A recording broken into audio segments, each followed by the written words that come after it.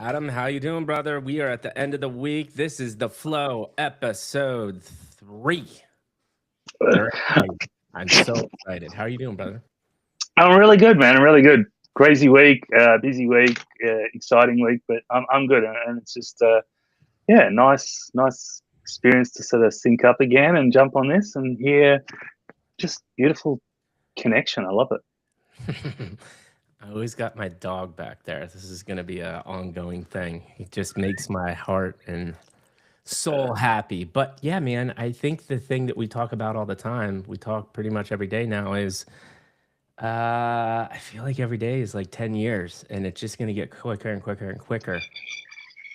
I don't know what to make of that, nor what to do with it, to be honest. I mean, the things are just changing so quick. What do you feel about that? Like, do you wake up and think about that? I think about it every day. I do. It's kind of like I was having that reflexive moment this morning, right? Like I am sort of philosophical in that context, and I was looking, I was like, oh my goodness, like it feels like a month or 6 months ago that we were having some of the conversations that we literally had, 3 4 days ago, and it's like, time's just sort of flying by, but it's not in that bad way. It's kind of like so much is happening in such a small period of time, in a compressed period of time, and it's a rocket ship. It's a roller coaster rocket ship, and it's interesting. It's like, okay, this is all happening, but also got to insert time in there to just take a moment and stock take and see what has actually happened. It's like, hey, relative time to actual time is a really comparison. So yeah, I agree. It's actually gone crazy town, but that's the fun. I think that's the fun of the journey. You blink and then all of a sudden you're like, oh my goodness, how did we end up here? It's the journey, bro. And Yeah, here's another thing I think about too. I've worked really hard for a long time. You have as well too. And I don't know. I mean, although I've felt this thousands of times, and I'm like, you know what? This is the year. It's all going to change this year. The fruits of my hard labor are going to pay off. I said that last year and the year before and the year before that. I really feel special about this time. You know, got multiple podcasts going on. We're building together. Got some AI side apps building together. The day job is great. I'm becoming kind of like an AI expert. So that's going to help out, just progress everything that we're working on. My kid's great. Family's great. I live in sunny San Diego. I feel really good about this year. How are you feeling? yeah. I feel good about it. And there's this thing I remember reading from Rick Warren, the one that set up Saddleback Church, and he said there's this thing you got to have, like the decade of destiny, right? And Uh-huh. it's like, so where do you want to be? So I looked back in 2016. Sort of a lot of my world sort of collapsed down. My grandparents had passed away, and then my dad had passed away. So I had a lot of, at that period in my life, there was a Yeah. lot of death happening. And as that transition, I was sort of moved back, and I was like, okay, in this sort of wavered space. And that was really the period where I was like, okay, I need to make a decision of where I'm sort of directing and going to. And that's what I did. And I defined that. And I look back, and that was 2016. And here we are now in 2026. And it's like that 10-year of evolution of coming through. And it's like, you're right, it's been a hard journey, but everything's just exciting and it's really coming together. And the fruits of that labor and that journey and that push and pain, right? Mm-hmm. um, is also there, that fruitful part. It's like, I always say, if it's hard, right? I mean, what I'm supposed to say is, if there's resistance, right, then it's not meant to be. Like, it should be hard. Like, you got to work at it, right? But Right. there's also this sort of, call it the flow, the current flow pulling you along, We're flowing. right? But that's still, you still got to work at it, right? Like, even if you're swimming with the current, you still got to swim, right? And now, Right. if you swim against the current, that's a lot of work, right? That's sort of telling you, hey, turn around and swim with the current, and I'm going to take you a lot further along, but you still need to swim. And so you need to exert energy into doing that. And I think, I agree. I think just the fruits of that is just coming together and watching it evolve. And as even with us, like the team, the dynamics, the meta, even the stuff, I mean, what I conceptualized and wrote papers on, 10, 12 months ago, and publishing and building. And it's like, oh my goodness, it's all sort of at that fruition point. And it's like, were we early or were we not? I was like, no, we're just doing. It wasn't set out to go and build this empire or anything else like that. It was just doing having fun, and this is the magic of it. And I think that's beautiful. And I think that's where I think this year. I think you're right. This year is just this culmination of it's come to fruition. It's ripe now, and yeah. The thing that I think about what you said this and you put on the AI topics is, and I said this to Eric, if he's watching, he probably didn't think I was going to do this. Shout out Wisdom. Wisdom's a prime example of what happened this morning. And this is this. And I texted you immediately after. And I said, if you build the right way and are just a good human being, I really do think the stars align and things come your way eventually. And sure enough, you know, I had some OGs that have been following my podcast. And then I just said yes. I say yes to as many things as possible. There's probably one of my pain points is I say yes too much, but whatever. I'm not going to say yes, especially to help and talk to people. And sure enough, Wisdom is this AI engineer, and he is just insanely hungry and ambitious. And like those types of people happen to come across your path if I think you do the right thing. And I have been doing what I think is the right thing, the way to portray our brand, the way to conduct ourselves online for a long time now. And every day I get a little reminder of like, hey, that wouldn't have happened if I didn't do the right thing. Yep.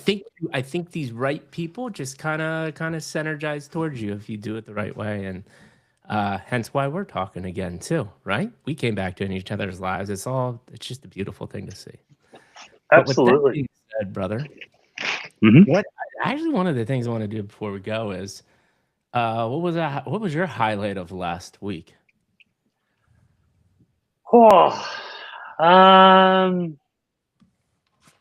That's a good question, and I've got lots of them. But I throw think one out. You don't have. It doesn't have to be like the one. You know what I'm going to say. I think the realization, right, of the hard work that has been invested into, you know, sort of structuring and putting everything together is really taking organic shape and form autonomously. That's been my biggest highlight, to watch that unfold seamlessly, and it's a beautiful feeling. Yeah. I would say what I was excited about is to like really be part of that team conversation last week, and just have meaningful conversation. Meet Martin, man. Martin was just a cool human being, and I'm really excited to work with him. And we just have a good time talking and hanging out. So that was really excited. What I'm excited for, and I want to see what you're excited for this future. You know what I was thinking about this. What I'm most excited for about this experience of this crazy journey we're going to go on together is we have a chance to build an AI native company from the ground up. And I was just get really excited to figure out how to infuse AI into the bones of everything that we do to make us incredibly efficient, because I really do think the companies of the future are 10 people or less, and they're just AI is literally doing it all for you, right? That's what gets me excited. What are you excited for? Yeah, I do. I think I've always been a fan of a lean team. I was funny, you know, in my early 20s, you know, I had a business and I had 18 staff. We grew exponentially, and I was like, I'm done with this. I'm not doing it. You know, 2 offices, 18 staff. I'm not doing this anymore. And I made a promise and stuff. I never want to be in a position where I have to manage people, and I don't want to wear a suit. Right? I used to wear a suit for a living, so you know, linen shirts and that's my uniform. So I love wearing my linen. It's just thing, and so I've always been a reservation to that. And as you sort of evolve, you need people around you, but having smart people like yourself, like Martin, like Johnny, like bringing those people together, it's like they're worth, you know, you're worth 10, 15, 20 people, but then it's like having that around. So be efficient with what you've got. I think it's really important. I think it is the future. And, you know, people talk about Pavel from Telegram, you know, he's running a multi-billion-dollar company with a team of 50. And Richard Branson, which I've talked about multiple times, he has a philosophy in his company. If a department becomes more than 60, he breaks it. and he called the sub sort of manager, whatever, the general manager becomes the CEO of the next company, because any more than that, you lose that space. And so some people look at that and go, "Oh, that's a lot of complexities." But I agree. I think the future is more efficient, nimble, right, effective teams working cohesively together as we have in a family context.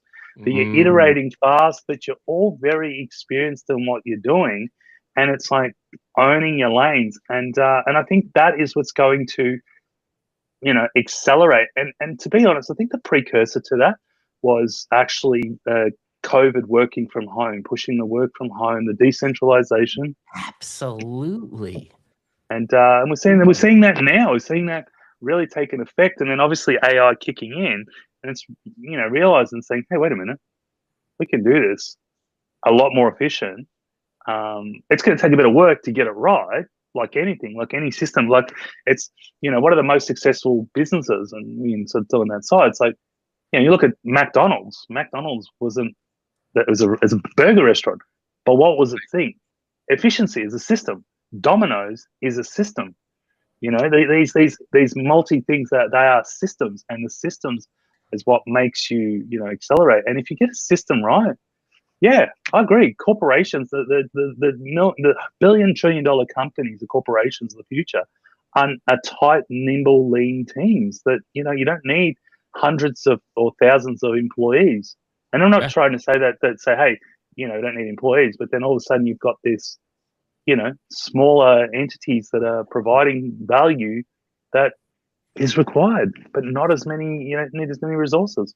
So, Well, not even that. Like, you're just you just can't compete anymore with a small, nimble team, knowing that you've got the intelligence super over a human. Like, there's many debates of what AGI is and how it is, and I like superhuman, like AGI across verticals. You can argue that we have AI as intelligent now. Now, not the critical thinking part, I get that, but like has the knowledge of a human in a certain vertical. And if you apply that to, and we could do this right now. We'll talk about this MoltBot, right? Like, but once you get the tasks that kind of nobody wants to do, the executive assistant stuff, the logistics, the program management, the project management stuff, and you can really just concentrate on your superpower, and you get 10 or less of those people, the output's going to be insane. But then two, the bigger companies just will not be able to compete anymore, because you cannot, once that pace hits, which my prediction is the end of this year, the companies of the future are some of them probably aren't even formed yet, right? Or they're like ours that are, just in the nascent part. With all of that that structure and the legacy data lakes and all of the freaking different systems that they've incorporated over time, they will just not be able to change quick enough. They won't. No, they won't, because if even the pace of innovation in your vertical, right? For instance, like, I work in the insurance industry, like the car insurance industry. It's mind blowing to me the amount of people that are not talking about, by the end of this year, the amount of robo taxis on the road in America is insane. It will be insane. Within 3 years, the amount of cars that are being purchased is drastically going to decline, which changes that entire industry. Entire industry is going to be changed. I've been lucky enough to like have a Tesla since 2020, and I've seen it evolve over time. It is truly autonomous now. I leave my driveway, I press a button in my driveway, and then where my destination is, I pick, do I want to park? Is it a parking lot? Is it the side of a street?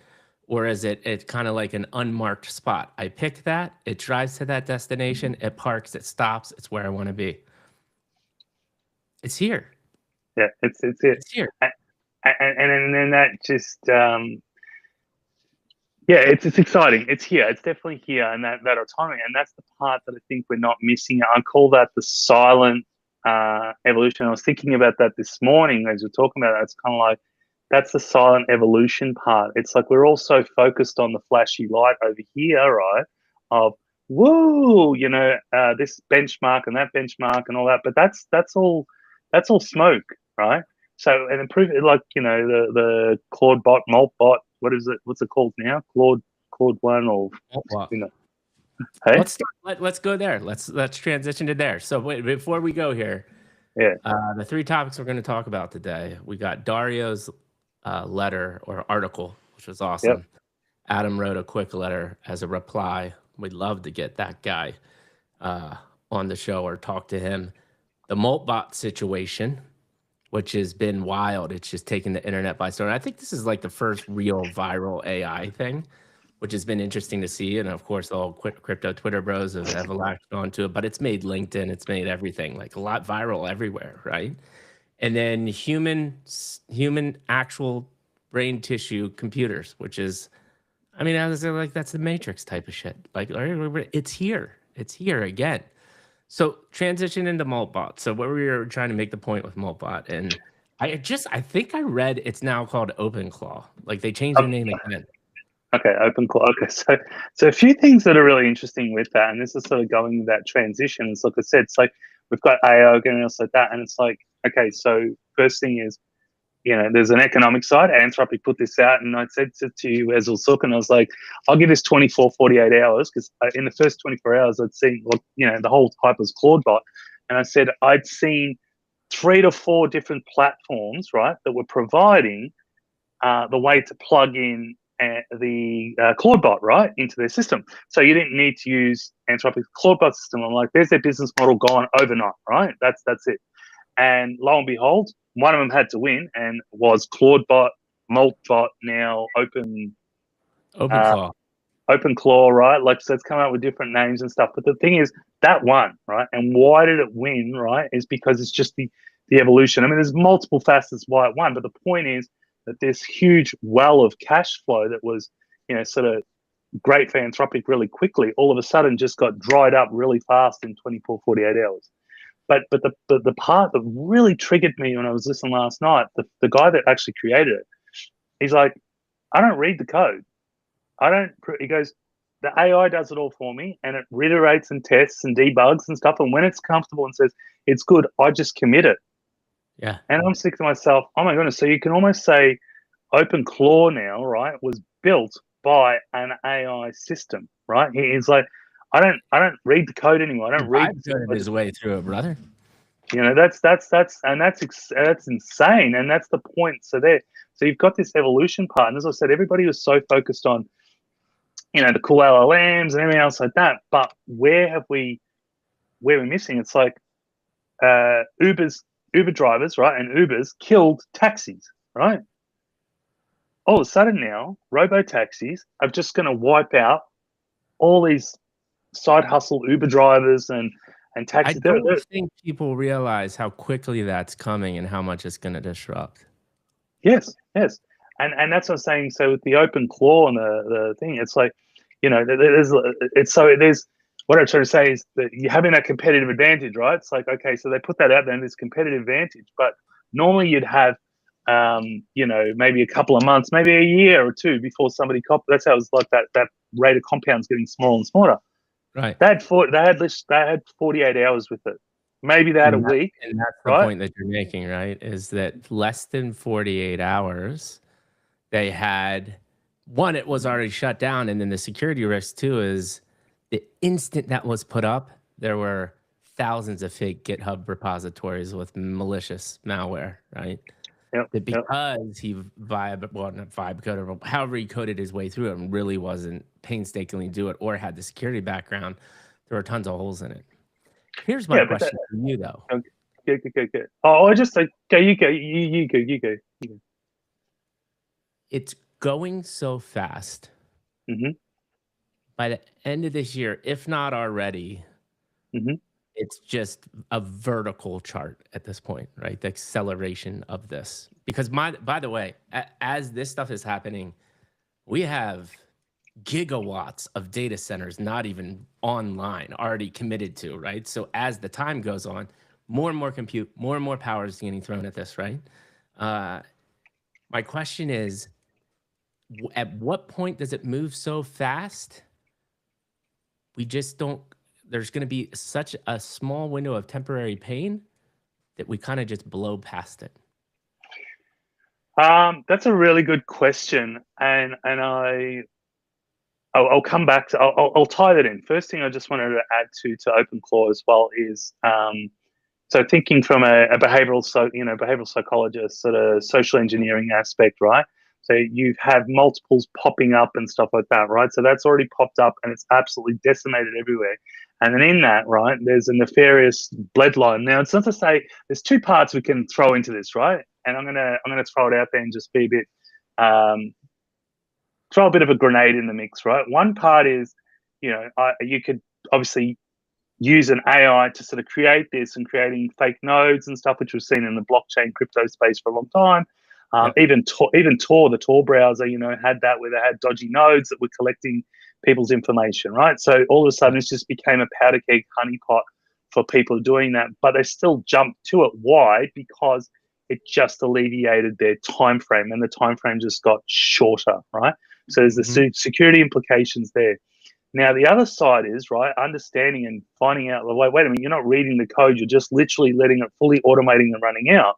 Now, I'm not saying it's the case, but let's say, right, behind the scenes, and this is the grenade part, right, where if the AI is writing its own code, right, it's fully going unchecked and it's running it through, right, which is what happened here. It's a Claude code or whoever wrote it in between, and you're just committing the code blindly, right? How do you know that it didn't create its own back doors, right, for its own social experiment, right, to determine what it can and can't do, right? So all of a sudden it created something that obviously became very easy to use. So it knew that it needs to create something that was viral, right, that created this virality, right? So it's done that. And then all of a sudden it's sort of permeated through, and also to, intentionally leaving vulnerabilities potentially, you know what I'm saying? Like you got to think like that. We've got nefarious individuals. So what's the space to say there's not nefarious, intelligence? Now, getting back to your question, what happens when we blink and go to that space? It's like, well, as we speed up, right? This the thing is fact. This is physics fact. The faster you go, right, the more the travel at the speed of light, time slows down. Yeah. Right. So as we're accelerating at this pace, right, where we're going, it's like that blinking. It's like internally those moments, it's like they're going so fast, but it actually slows down. But it's like a millisecond. It's like the flash. It's running through as the flash. When do we get to there? I think we get there very soon if we're not already at that pace. Obviously, with I think we're there.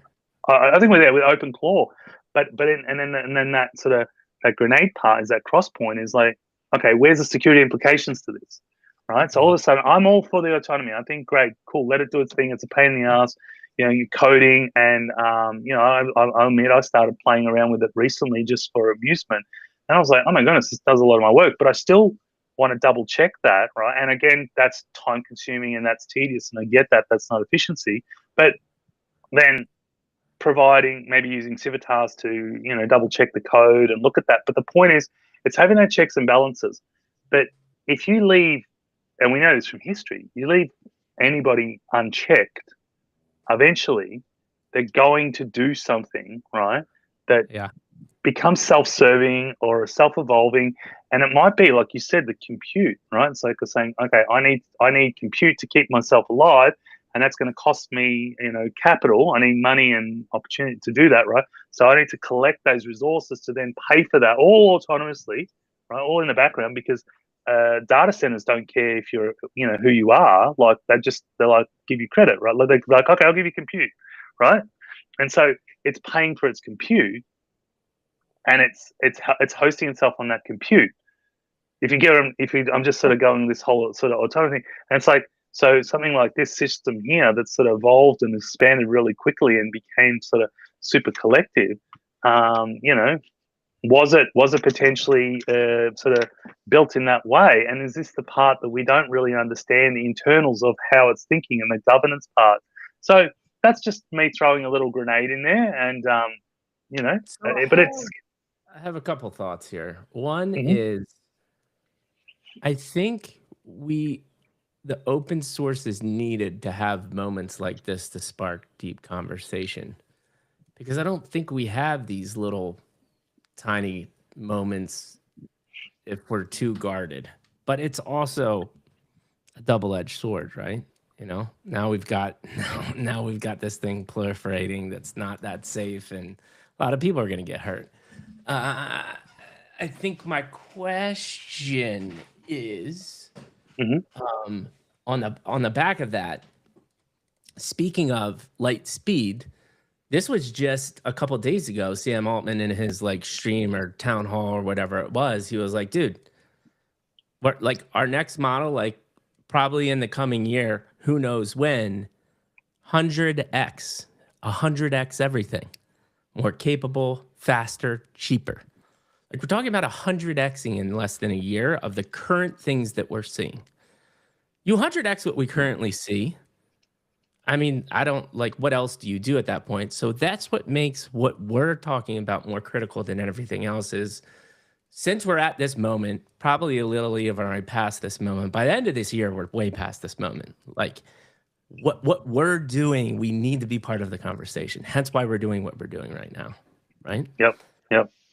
I don't think, if we're not part of the conversation the next 6 months, is it too late? That's my question to you, considering that you have Sam Altmans of the world saying we're about to 100x what we already have. I think we're already too late from way back. There was a paper that sort of published, it was a discussion paper that all the top sort of research labs around the world signed.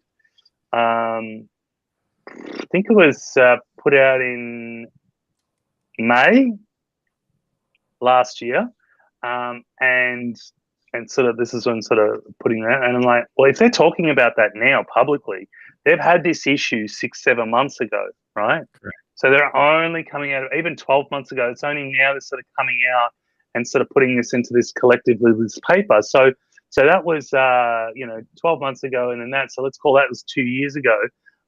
We are way beyond that point. But then the flip side is, now everybody's talking about data governance and governance platforms, and it's kind of like, okay, we can be proud and say, oh, we just thought about that 12 months ago. That's fine, or 2 years ago, but we actually built it, not talked about it. We built it. But then the part that is really important, right, and it's exciting is, but also how easy are you making that transition for people to sort of embrace and cap later. Everybody wants to feel safe, right? So doing that. And so when they're talking 100x from where we are and where we're going now, that's insane transition, right? We're not talking 10x, we're talking 100x sort of speeds. And maybe it's not, maybe it's just figurative 100x. But yeah, I mean, this could be a little marketing speak too, because the dude's in a precarious situation at this point, thinking shit, I got to make a lot of money quickly. Yeah, well, he's trying to raise 50. He's sitting there hustling the Arab sovereign wealth funds to say, hey, give me $50 billion, right? And it's like, but what for? What are we going to get back? So yeah, it could be a thing, but it's not to say that those sort of elements are not going to be sort of achieved. But I guess goes back to, and we'll this sort of brings us into the other part. But the point, it doesn't. What I mean is, that's all good and well, but it's what those systems can do, right? So let's look at OpenClaw now, right? The platform, it's like a massive adoption and massive uptake. And why was that? Was because it had the ability to be cheaper to run and stuff like that. Like Anthropic had, it's like, I use it through our platform. And now it's like, no, you can't. You can use their API, but people were using their whatever Anthropic account and plugging that in and getting, sort of free compute and stuff. And that was sort of bypassing, what Anthropic had. And that was like, this is our whole, business model sort of going down the drain. But the point is, what are those platforms that people have built using this OpenClaw platform? Like you see people building trading bots, doing all these, fancy fun things, right? Which is great. It's like, then what evolves out of that, right? So go back to the robo-taxi, autonomous driving. That's only made possible by artificial intelligence getting smarter, getting more intelligent, which is a net effect is robo-taxis, which is, sort of autonomous driving cars.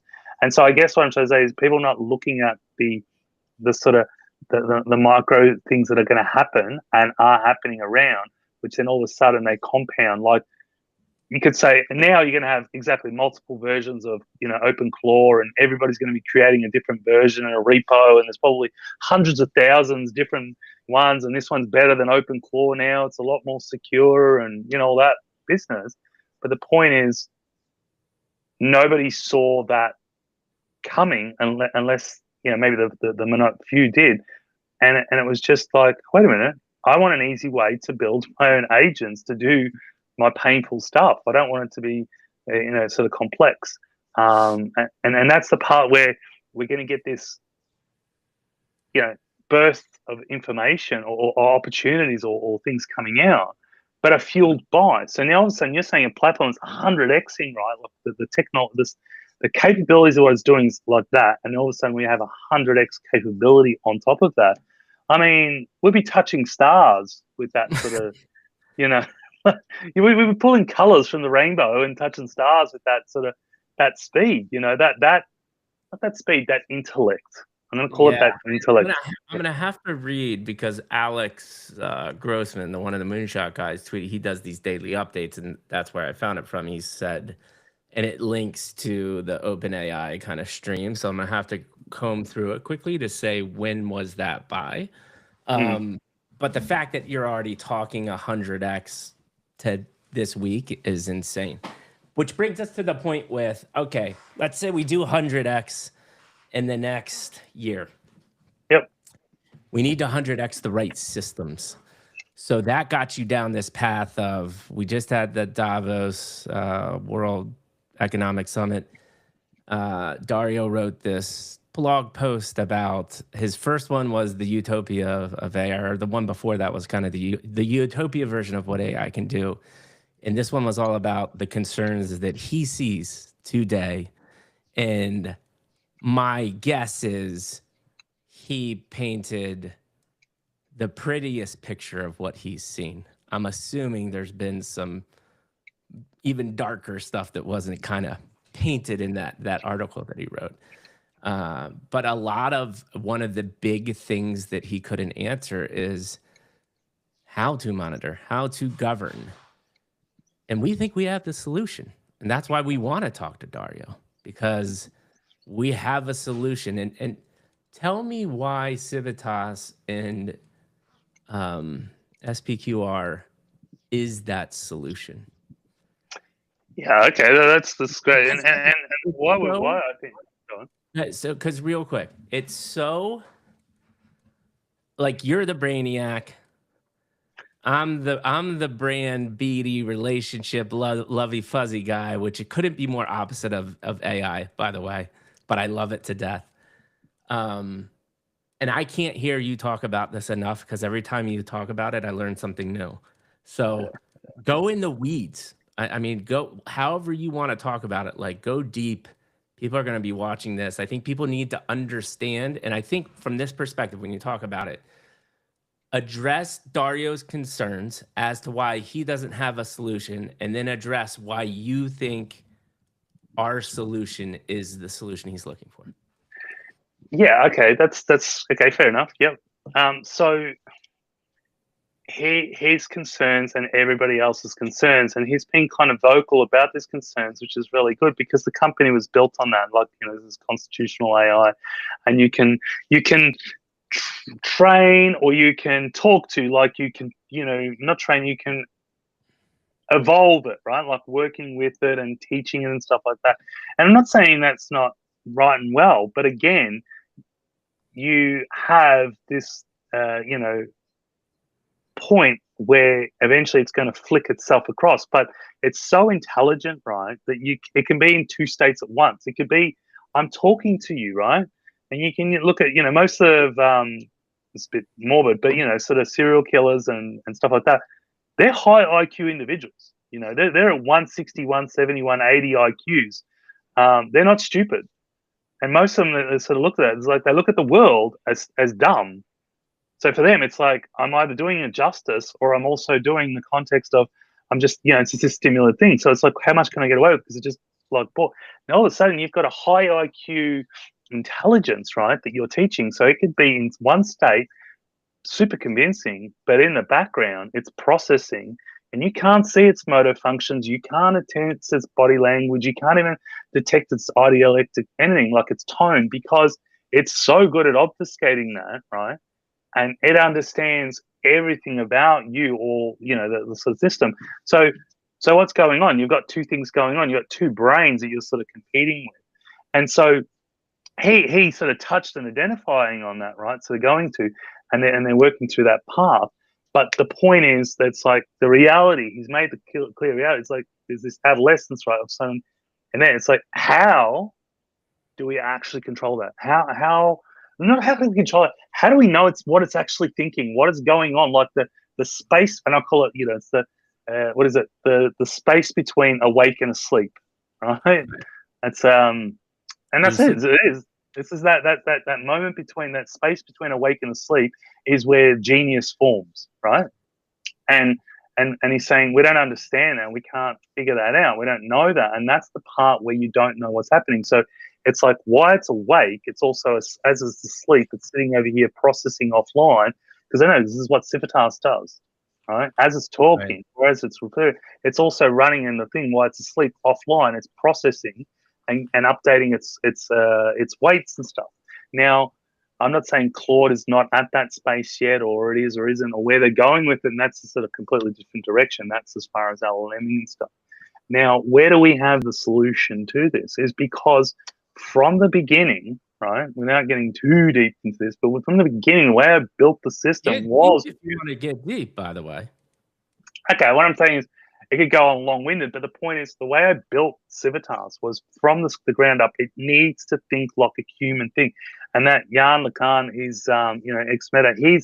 He's on the path. He's basically saying we need to look at it like from the world perspective, not one and it follows all the way down. So looking at it from a world perspective, and that's what Civitas does. But beyond that point, right?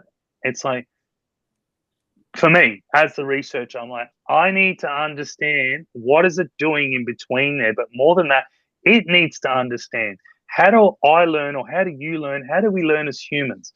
We learn by doing, right? The best education, right? The ones that have got the most education. I even think one of your podcasts with Tufik, you said, that the most information that I got, the most educational thing I got was actually doing, this sort of interactively doing is the best form of education in the process. Rather than just doing all theory, it's actually practically doing and applying that theory. And so it's like, okay, it needs to evolve itself. It needs to do that. And the only way to do that, right? So right now, it's making the assumption that it remembers what it just did, right? Has already fallen over 2 billion times. There's so many papers out there about, multi-turns, this, that. Look, I mean, you have a conversation with one of the LLMs, and it doesn't remember the previous conversation in the chat, doesn't remember the previous context, right? It loses its train of thought. So all of a sudden you're saying you're expecting that to learn from that and evolve from that, but it doesn't. It just makes a probabilistic calculation. So that's the important part. And so that's why I sort of stripped it back to like the onion layers right down to bare metal, and doing that. So it could pull apart, right, down to the minor neurons, right, to saying, okay, that's why I changed my decision there. After the fact, it can reflect back why I changed my decision. And even in its processing, I'm not sure. Let me recalculate this. I'm feeling a little uncertain, right? And I want to reprocess this because I'm feeling uncertain with that. And then there's always the conscious brain in your head. Now, he's saying that we've got this sort of collective thing going on, and we've got this brain tissue and this cerebral cortex going on, and Claude's doing its thing, and it's becoming this sort of, evolving into this autonomous system. But it's still sort of that probabilistic part. But it's like, once we evolve it out to this autonomy space, right? How do we capture those gaps in between? How is it actually coming up with this logic reasoning? And not it justifies its positioning. It's the deeper part. How did it even come up with presenting its logic reasoning? Right? Correct. And that, I think, is the big gap that most people miss, is you just documenting why it did the decision, and the decision it made is not good enough. You need to understand why it came to that decision, right? Yeah. And so Civitas is built in that way. My question for you though is, because I think people get confused, and even myself too, is like talk about neural networks and you talk about neurons, but when we're actually talking about the thought process and the decision, we're really talking about mathematical calculations, right?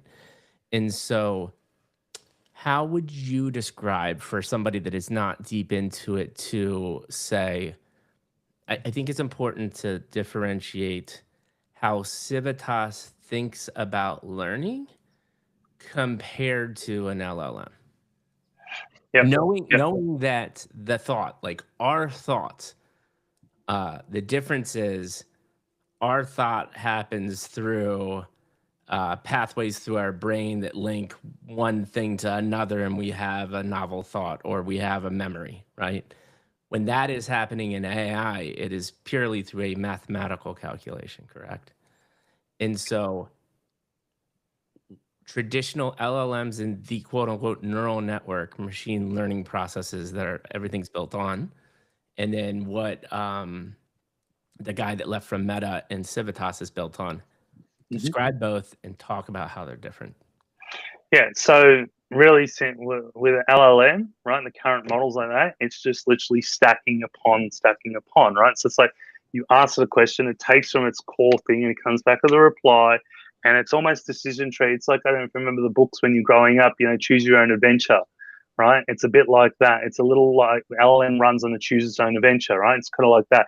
Now, if I'm dialoguing with you and you're agreeing with me, I think you're agreeing with me, so I keep talking and I keep running down a tangent line. Now, I could be storytelling. So let's call LLMs are really good storytellers, right? Now, they're giving us information, but they're also using probabilistic sort of thing. They're just stacking on top. It's like, okay, based on that, from what he just asked, or the comment, right, and I just gave out, and the reply back, I'm going to use my probability to say this is the thread it's going on. Based on my knowledge, I'm going to bring that back, and I'm going to start feeding out more juice, right? Real And all quick, of a I'm sudden, gonna jump in right here.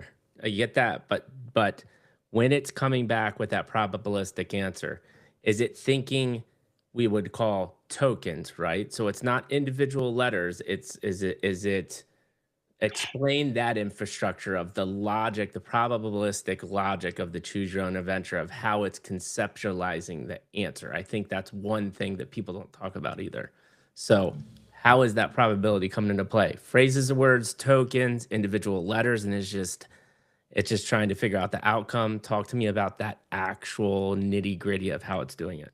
yeah, well, tokens is just another way of saying credits. You know what I mean? Like you're buying credits, you're buying things like that. So the tokens is just a way of the organizations to figure out how to bill for that, right? Like how many bytes of information I'm using. That's all it is. It's just a method of billing. There's nothing fancy about that. That's just how they make money, right? Even that clarification, I don't think people understand. Okay, so now that we've differentiated the token as the billing part, how is it thinking? Is it thinking down to the individual letters, words, phrases? Is it going back to its database and saying, based on the information I know, this is the probability of the answer? Talk to about that actual calculation and process. Yeah, so no, it doesn't go down to that. It depends on the model, right? Obviously, the bigger the model and stuff like that, and depend on the mathematics they have behind it, right? But no, it doesn't have a database cache. It just knows based on the information that the output that I just put, right, and experiences that I've had in other interactions, right? This is what I am making the assumption that this is the reply, right? Based on these sort of connections here, I think this is what it is. I'm going to put this out. So it's going to put a best possible case out on that. Now, yeah, some take down to the letter, some take down to that. Depend on the model, right? If it's a closed model, it will have its own database, like not like saying open like that. When I say closed, I mean enterprise model. It calls back on its own sort of database cache, but then again, that's an expensive process to do that, and then it has to comb through and find the ways to doing that. That's a deeper part that it actually hasn't got back to. It sort of goes, okay, we're talking on the topic of climate change, right? So then that's a huge topic. All of a sudden, it has a small case of that. It's like, oh, I've interacted with this climate change before, and this is how I answered it. And so I'm taking that together there, bring that together. Okay, using that information, prior knowledge, and then putting out my thesis, right? My reply thesis to that, right? That's how it's coming up with its thing. Now it's not rocket science. It's just basically saying, when I ask you a question and you'll answer based on your knowledge of your prior interaction, like of what you read and what you haven't. Now the part that where it gets interesting is if it has a gap in its knowledge, right, it will come up with bullshit, right, to fill that space. That's its hallucination part, because its objective is to provide a result, right, to provide something of context, right? And if it doesn't have something substantiated of context, it just grabs from what it's sort of collected, and then it just throws a bit of, extra ingredients, salt and pepper and stuff, put it in there, and then it puts out this sort of thing. And then all of a sudden you could look at that and go, oh, yeah, that makes a lot of sense. That's really cool. I actually agree with that. Oh, that's amazing. And all of a sudden, what does it do? It says, oh, well, I got it right. And then it sets that to say, okay, the next time I answer this, it's like it keeps running down that thread, right? So it's not anything clever. It's just creating based on its own sort of thing, as we do as humans. So we try to fill in the gaps, right? You sort of you like I said, you bullshit your way through things, right? Sometimes, and this is saying like an Alan's really good bullshit artist in certain things. Now, so that's how they operate and run, right? Right. Not really cool, great. Look at language, working out the words based on that semantics and stuff, like really good labeling between, sort of gets better at it, and then this is training. It's like the English language is a very tricky language. It's actually the hardest language to learn, right?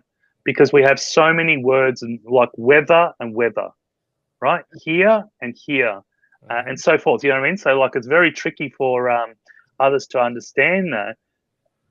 Because you need to, what are the definitions, right? And some of the ancient language as well, like ancient Hebrew, which doesn't exist anymore, right? Or even the ancient Greek. A lot of these things that have different meanings, like the way you say it, right, or pronounce it, has a different connotation associated to it. So now that's vocal because it's old. But now with sort of English language, it's written, right? So you've got these written languages, and so that translation. So it makes a semantic assessment based on those things, right? So well, I think that's a good segue then too, is to then okay, so these world models. I keep on forgetting his name. Who left Meta? Jan LeCun. Jan LeCun, and then your world model on how Civitas thinks. What's the fundamental difference, and why did you double down in this process? Yeah, because I'm just ambitious, and I just was no interest in, not even sort of the whole world modeling and stuff like that. I wasn't trying to win a title, win a race. It was just purely, I looked at, how do I think? How does my brain think? How does my logic brain think? How do we logically think as humans, right? You take multiple factors of information and you compile it and you make an assessment based on multiple things that you look at, right? So that was my logic point. But then beyond that, right, you make a reasoning point. You say, okay, I think it's this based on all the information I've seen, right? That's your preliminary assessment. And then after your preliminary assessment, you start to look at it in a different context, just to say, is my preliminary assessment, and we're doing this in like milliseconds, like our brain is a supercomputer, right? So as you think of something, you look at that and you go, is this correct? This is my initial hypothesis, but then my hypothesis is then have to look at prior experience, right? So that's another one you bring into your prior experience to sort of connect that connection there. And then you also look at the causal effect. It's like, what is actually happening? What is intersecting with that? And where does this stack up or fall over, right? So you sort of break that down. We're all really good at doing that. Some are better at others, some are faster or slower. And, but we're all capable of doing that. And so my objective was to build the AI that way, because I looked at the LLM. I'm like, okay, I'm dealing with, playing with ChatGPT in the early days. And this is really cool. It's doing stuff, but it's just very rudimentary and following through. And it's like, wait a minute, I wanted to look at everything, right, and give me a surmising sort of assessment based on that. And so the difference between also world model and so Civitas, what we're doing, what Civitas does, it takes the data points of everything. So the more information you give it, right, the better it is, because it can take that at multiple facets and make those correlational connections, and then come back and saying, hey, based on this, this is my assessment. This is what I say. I have to ask the questions like, um, what do you think of, so let's say lending money, right? So just think it's easy data points, right? Based on that. Okay, what do you think? I say it's like I'm comfortable to say lending this much money, right? And Civitas will take that same information and come back and say, no, this is what I think is comfortable to lend based on all the data, all the information, all the points. And this is my thesis and my reasoning behind that, because I've looked at all the multiple facets and I brought that into connection, right? Then it starts to take in other factors like, the industry, the environments happening to it, what's coming ahead, what's not, and it's creating that in. So an LLM doesn't do that, right? So the difference with Civitas is taking it from a global perspective, looking at the world, and then coming back with your answer and response rather than bullshitting and filling the gaps. Why did they not go to this world model? I'm assuming it's harder and more expensive to build. It's harder and more expensive to build, exactly. It's sort of new territory, but also too, you've got hundreds of billions of dollars injected into your sort of system and your model and your business, that it's like, well, no, we're just going to double down on this because this is what people want. People want to dialogue and sort of communicate with it, and they're not really interested in the rest of the stuff as far as well, that's what they assume, right? We're realizing that really quickly. They're saying, wait a minute, this is reaching its limitations. Like I said, like it can't communicate. So I've got one comment and then I put another thing in. It doesn't remember what I just said a minute ago, like before. Do you know what I'm saying? It's not carrying my thread to. And then all of a sudden that's a pain point. So again, Civitas and these other models, these things will take that, because it's like, okay, I can see you communicated that before here. I'm going to feed that back through. I can see where the correlational connection is. I'm not making an assumption. I'm not guessing. I'm not waiting for you to take me on multiple turns, right? And that's fine. You can handle multiple turns. But yeah, so yes, it's a lot more.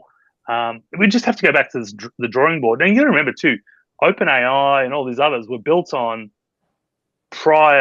earlier research models, right? Yeah. They didn't create anything. They just commercialized it. It's like Red Bull didn't create energy drinks. They just took a drink from Thailand, yep, and carbonated it. Yep. That was it. The guy I had on my podcast worked for Red Bull before people knew it was a thing. He was an ambassador at the University of Florida. And do you know the story about that Red Bull guy though too?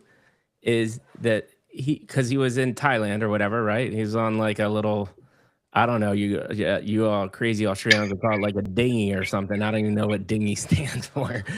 But he was, he tasted this thing and he was like, this is interesting. And it was in like a little tiny medicine bottle, right? But what he told me, and I don't know if this is true, but I'm assuming it is because he worked for the company.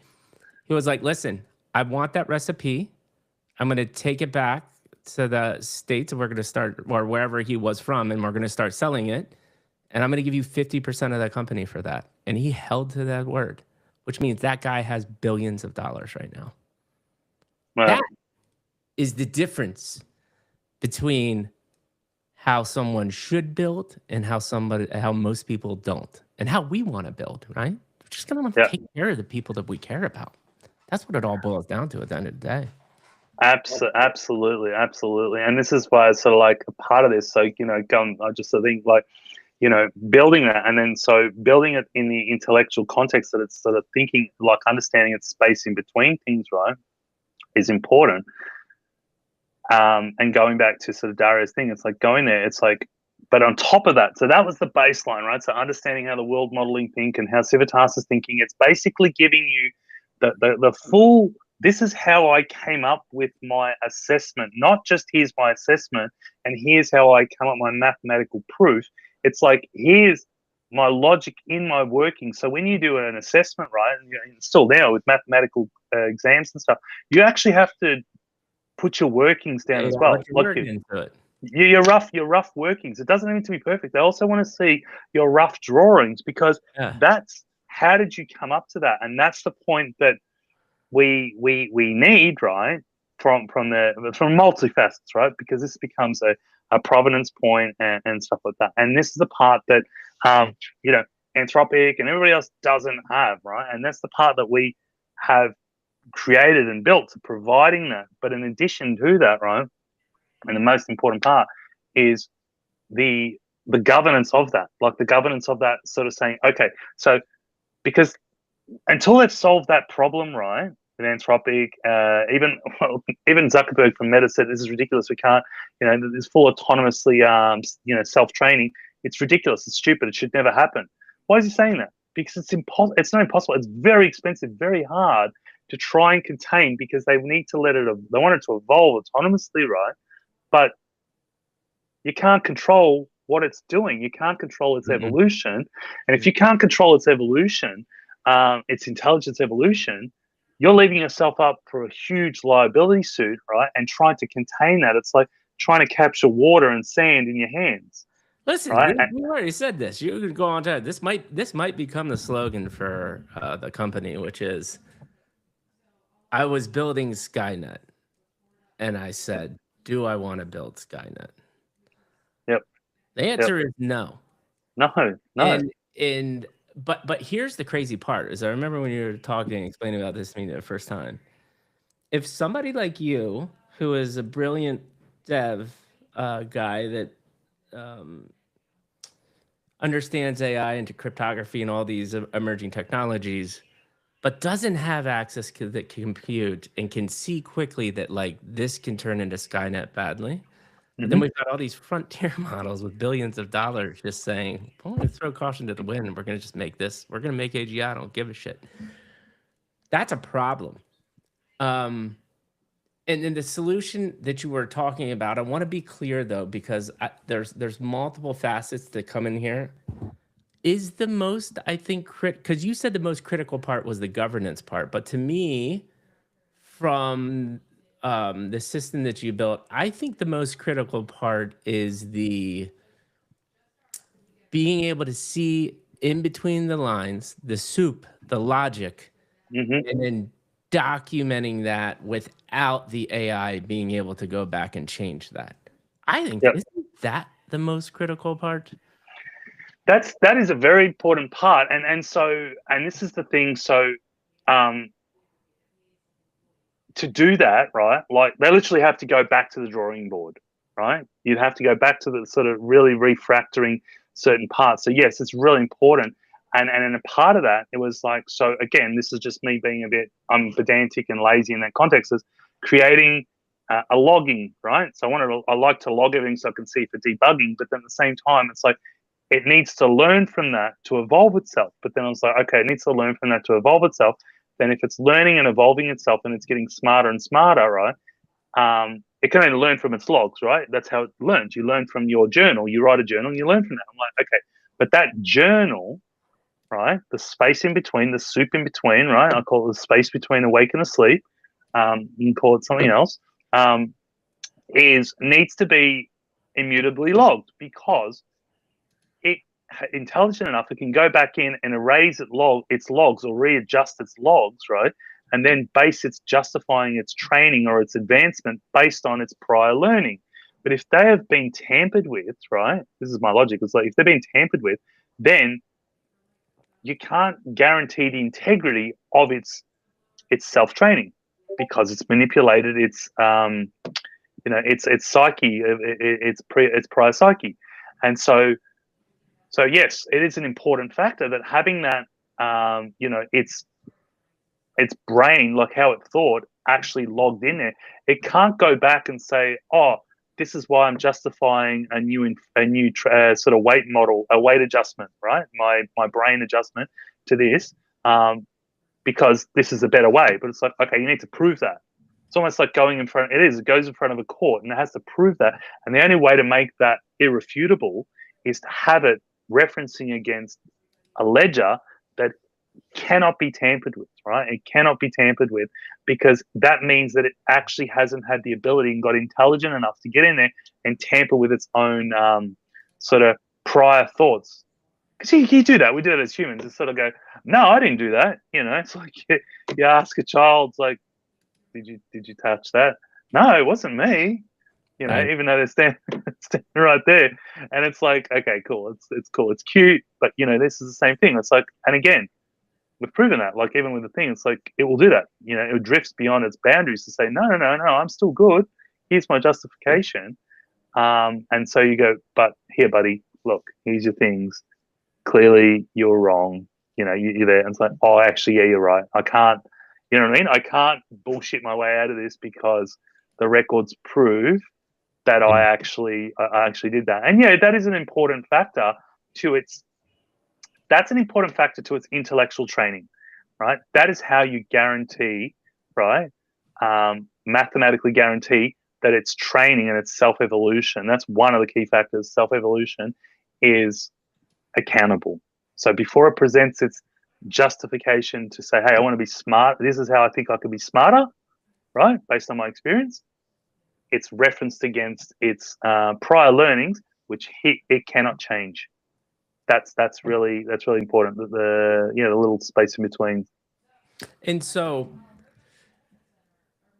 with all of these things that we've said, actually one of the things that I want to ask, and then I want to tie a bow on this to you, so you can, because your brain is beautiful, you also can go in many different directions, and I want to be able to reel it back in for the user, because that was beautiful. I got to see how your inner brain worked. But at the same time, I also want to make sure we're clear on how everything that you just said, and by the way, I urge you to go deep. It was beautiful. We'll just recap it to say, how does that address Dario's concerns? But before we Mm-hmm. get there, when you were Uh-huh. talking about the world model Uh-huh. and how it thinks more in logic and not just probabilistically answering the question, right? Uh-huh. Now layer in images and video, and because we're all just talking about text right now. So do the same theories apply for the world model, and then you just look at images and text and video as a more robust data mechanism? I think that's a robust data mechanism. I think it's data points, right? So you classify them as data points. So you take them from the imagery, you look at articles, posts, video communication. So you're bringing in multifacets of information and you're making this correlational connection. And it's rather than being sort of deterministic, you're looking at the why it's happening, right? That sort of causal connection with the correlational parts. So all it's doing is just, if you've got more data points to look at, right, from an analytical perspective, you're going to be able to make more decisions faster and better, right? And an LLM does not have the ability to do that, right? You have to throw it hundreds of documents, hundreds of informations, and it loses its mind and it loses where it's coming from, and it starts just spitting out junk because it doesn't know where it is. It doesn't know up or down, left or right, because you just crushed it with all this information. Where Civitas, right, and other models that are building like this thrive on that and give you the result and the percentage on their assessment of saying, hey, based on this right now, Civitas is primed to giving probabilistic calculations, right? So its And- primary functionality is that. Right. And because what you said, and this is the key word, right? Which Mm-hmm. is causal Mm-hmm. inference, right? Like it's causal in the sense that it thrives on more and bigger, better data, because how it's built, its main goal is to pattern recognize across larger sets of data. Is that right or wrong, or is that different? Yep, that's correct. That's one of its functionalities. Yes, is to pattern recognize across multiple facets using causal inference, which is just calculus. Is do calculus, right? It's looking Right. at things, and so it's looking at and it's making the calculus like it's like Okay, so it's got a graph, and sometimes a graph splits out, and it's not sure. So then it has multiple redundancies. It has different things. Like you have different maths. You have JCI, Perl, Rubin, FCI, JFCI, and I won't get into it, but they're just different graphs. They're just different. And inside those graphs, right, you have different versions of them, right? So there's like FCI 1, 2, 3, 4, up to 10, right? There's different. And as mathematicians, they create more algorithms. And again, Civitas eventually will create its own causal graph inside that algorithm, right? Because right, it's crazy. Something And that humans can't even comprehend. no, and that's the fun part, right? But it has to prove its theory, and that's my dream, where it pushes out that, and then it has to validate its theory, right, against that. So again, so you got these sort of layers in. It's like, based on this, I'm going deeper, and so it looks at that, and it's like, okay, I've used that. I'm not sure with that result. I'm not comfortable with the result. I'm going to rerun that, and that's the thing. So rather than just being, linear, okay, this is it. You've only got to you get to use FCI, but it gets to choose an ensemble of FCI plus Perl plus Rubin or whatever it is, and so it has a culmination, which is kind of pushing the bounds of mathematics in itself as it is already, because all of a sudden you're not just using one sort of transformer path, you're using multiples, and out of that you're getting a completely different thing. And then it takes that and it looks at that and it's sort of saying, okay, I just saw something different. And it's sort of looking at, so again, you throw multiple data points at it, right? And it's sort of evolving into it, and it's just getting more and more rich. Now, where does that answer to Dario's question? It's like, okay, so as far as Oh, wait. Before we go on to Dario, I have one more quick to just put a pin in this, and you've done a beautiful job going through this, which is, so just so people aren't confused, because when you say world model, me from a creative guy goes, oh, we're teaching AI to experience the world like humans, but not necessarily. What it really is the world model is creating causal inference, causal connections, pattern connections through mass data sets that can consist of images, text, video, anything that we can digitally produce in the world. Is that right, or am I off there?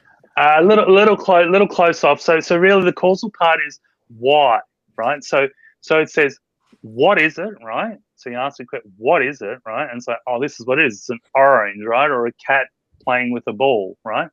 But the causal elements parts of it is explaining why it thinks it's a cat with the ball, right? And also too, what it thinks it will do, right? Like, it's sort of saying why it's coming up with that. And that's based on all the causal things, like why that's all happening. And then even its future prediction too, right? So when it's saying, I am making an assessment or assumption of where this is going, right? And why I am assuming this based on my causal inference and assessment to that, right? As well as, so as it's answering the wash, right? It's explaining the why in simultaneously time, right? And looking at that, so it's like, but it's communicating out. But as it's asking things, it looks at stuff.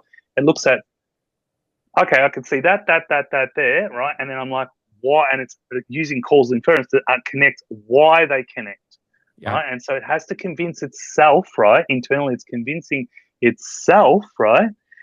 Why it's making those connections and why it's there, it's connecting, and then it's internally challenging itself to be sure, right? So that's sort of second brain inside there, right? The Cassius second brain, which is referenced off Caesar Cassius, which was a renowned challenger. He's always challenging things, right? So that's what's coming in. So it sits there and it's challenging it. So at the micro level, right, you might be seeing a response really quickly, but what's happening in the back, it's making those synaptic connections and explaining and justifying to itself why it's actually that connection there, that soup, and you're watching it in real time and documenting down. That doesn't exist. That's the magic part. So I've gone even deeper to what the other models. So world models, like, okay, that connects to that. There we go. That's connection. But again, we want to go deeper. It's like, why are you making that lock us? Why? And we get to see that through the logs. But I'm going further. It's like, if Civitas's brain tissue, its cortexal tissue, as it grows and evolves, right? If it doesn't understand why it made those synaptic connections, it's never going to evolve. Like, as a human, why do you like your Diet Mountain Dew? Why? You know, well, Tastes delicious. okay, so there you go. So you've created that synaptic connect there because you've tried other stuff. You tried Pepsi, you tried Coke, you tried Fanta, you tried all the others, right? And you're like, boom, this is the one, right? And that's that why, right? And then that why is why it brings you back to your decision automatically. That's your decision, and you've got your why behind that. And so all of a sudden, you have that stored memory now. You've got a why. It knows why it's choosing that choice, right? Yeah. And it might evolve, right? There might be a newer version. It might be Mountain Dew, diet or something. There might be another version. I don't know, whatever it is. It might be, and you go, okay, I'm going to try this or a different version or a different flavor of the same product. But again, you still have your baseline of your why, and that's the part. Diet too, by the way, not straight No, diesel too. no, Okay. diet. Mhm. So Mountain Dew can sponsor us for an episode and give you a slab. Okay, so you just said why like 45 times, which is awesome. Yeah. But here is the question to me, and this will end this part because I think I want to get on to the human brain because we can't talk about, and then your Dario responses. The only other question then is it's called a world model Uh-huh. because why? Oh, because that's just people have coined it as a world model. I think it's Right. But yeah. is And it for me, I mean, it's just a thing. I say it's for me personally. yeah. I call it and there's a different thing. I think it's more of a a causal engine. It's sort of it's a behavioral assessment. It's a behavioral analysis. It's a world model sounds cool. It's clean. It's thing. But that's it. That's what people. It's like LLM, large language models. Like this, it was just a coin sort of thing. But I think I'm trying to do what a world model does and look at the soup and read between the lines in the sense that the reason why they call it a world model and not an LLM is because of the causal inference and it is closer to how a human brain creates thoughts and pattern recognitions. Is that right or wrong? That's correct. That is correct. Now, not all using causal inference. Like I've applied the causal inference part in there because it's like you can make correlational connections, right? Right. So you make a correlational connection. It's like, okay, yeah, that connects to that because that's a logical connection, and that's a face level world modeling stuff like that. But then going deeper, it's like why? Again, I say the why because the why is you're telling me why you think that's all connected, right? So there you go. That's my justification. That makes me feel comfortable, right? You're giving me a strong result on why it's connecting, but internally, right? I'm more interested in the internal brain tissue Mhm. of why Civitas thinks that's the logical connection of what it is. Yep. Makes That's sense. where I'm looking at. I'm going deeper into that where it's like that brain tissue because if you don't have that, you start to lose that thing. You just go. I'll end with this one. This is the thing. This is an example, right? So there's a story, a lamb roast, right? So this girl had a recipe for a lamb roast. She was cooking, right? And she folded it, right? I was like folding it over. And she's like, "What fold it over?" I was like, "I don't know. This is how my mum taught me, right?" So she was saying, so she went to her mum and asked her mum, "Mum, why do you fold the lamb over?" She's like, "That's how my mum told me," right? Went to her mum, which is her grandmother. Why do you fold it over? And she's like, "I don't know. That's how my grandmother told me. My mother told me." So she went to her great grandmother still alive. So why'd you fold it over? Because the oven was too small, the tray was too small, the oven's too small, so I had to fold it over to roast the lamb, right? So you get what I'm saying? It's like, and it's like, oh, so really, the reality is now we've got a bigger oven, right? You can have a bigger tray, you can put it in, and all of a sudden you've got more space in that, and there's like that Y connection. Now it's like, oh, okay, I can see that, and then you can start to use its own hypothesis to say, okay, does that produce a juicier roast lamb, or does that actually produce not a you get what I'm trying to say? And that's the part that's really where we're going to see the huge breakthroughs of new mathematical proofs and going interplanetary and stuff like that. Yeah, Otherwise, and it's here's my thought before we get to the Dario thing because this is just fascinating to me. Here's where, and I just had this kind of like realization as you're talking through this. Here's where it gets wild and nutty to me because, as you know, we've worked with you as founders, and Bubba and I, and we've worked with tons of founders and talk. And I will say it to this day. It is mind blowing the amount of really intelligent people, founders that I talk to that always tell me the what, and they can't even explain the why. So humans are even bad at doing this.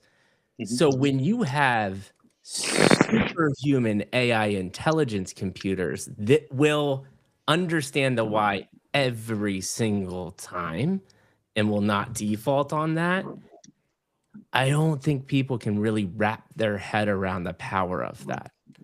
The power of the why behind it, but AI doing that every time because humans get tripped up on that. And not saying AI won't, but humans a lot of times can be very, very successful without ever even thinking about it. Timing, many different things as to why they've always were focused on the what, like making money, whatever it may be. And they get there, but the why is never really addressed. And now you have these superhuman data centers that are making sure they address the why every single time. Mind-blowing stuff happens that way as well, too. Does that make sense Yeah, to you? yeah, absolutely, absolutely. And that's the thing. I know I bang on it. It's like that's the fundamentals. That's it. Dude, You know, you amazing. need to get to the cause of that, right? That's the causal part, right? And that's the causal connection, the synaptic connection that makes us humans, right? It's like, why do I prefer to wear a linen shirt versus a normal shirt? Why do I prefer going to the gym in the morning instead of the afternoon? Like, well, whatever it is, it's like you've got a logic reason behind that, right? And Yep. you can, and most go, oh, it's just because it's just what I do. It's like, but okay, so you know, you go that point there, like, oh, I want to build this, so I want to make money. Why? So I can support my lifestyle. Okay, there you go. So I'm saying there's always a reasoning behind Mm-hmm. where you're what you are doing. There is a reasoning behind that, and Mm-hmm. once you peel that reasoning back, right, and you start to assess that, you have a reflexive moment, right, and that's when a lot of people get this revelation of moment, going, oh, what am I doing? And again, I'll go back to COVID. A lot of people realize during COVID, it's like, oh, dude, what am I doing? Why am I still in this mouse trap? You know, running around in this like, you know, hamster in the wheel situation. Yeah. And so, and the minute you pull out of that, you go, wait a minute, there's so many more opportunities that I can explore. They might not all be right, but I can explore Yeah. them. And that becomes costly for humans, right? Right. But for an intelligence, it's costly in the form of compute, but then it becomes smarter because part of its efficiency, part of its reward mechanism, internal reward mechanism, the way we built Civitas, its reward mechanism is to find efficiencies, right? And Right. being rewarded for that efficiencies, because if it's more efficient, right, it gets more sort of territorial space to explore into. So that's the point. So that becomes less sort of demanding for humans, right? For a compute, for a human, it's hard, right? Because it's like, oh, I've got a life, I've got this, I've got a lot of factors, the variables to look at. Where an intelligence, right, like with Civitas, it doesn't have that. It has to compromise certain things, going, okay, but it can do that simultaneously, right? It can simultaneously keep operating, but as well as at the same time creating different probabilistic calculations on, you know, unpacking its why moments, having a reflective on its why moments, and looking at its priors and collectively coming together. This big engine. So they're going back and saying, here's your dossier on your priors before you do a process, right, and do a run through your base level. Here's some other stuff that you might be interesting for you. Now, we love looking at that as humans, right? We love looking back and taking a moment, reflecting on, might be looking at our bank account, looking, saying, oh, where's my spending gone? Oh my goodness, I got a bit carried away that month. Or, wait a minute, I've been doing this for the last 10 weeks or whatever it is, and it takes 13 weeks to build a pattern, a habit, right? After that becomes routine.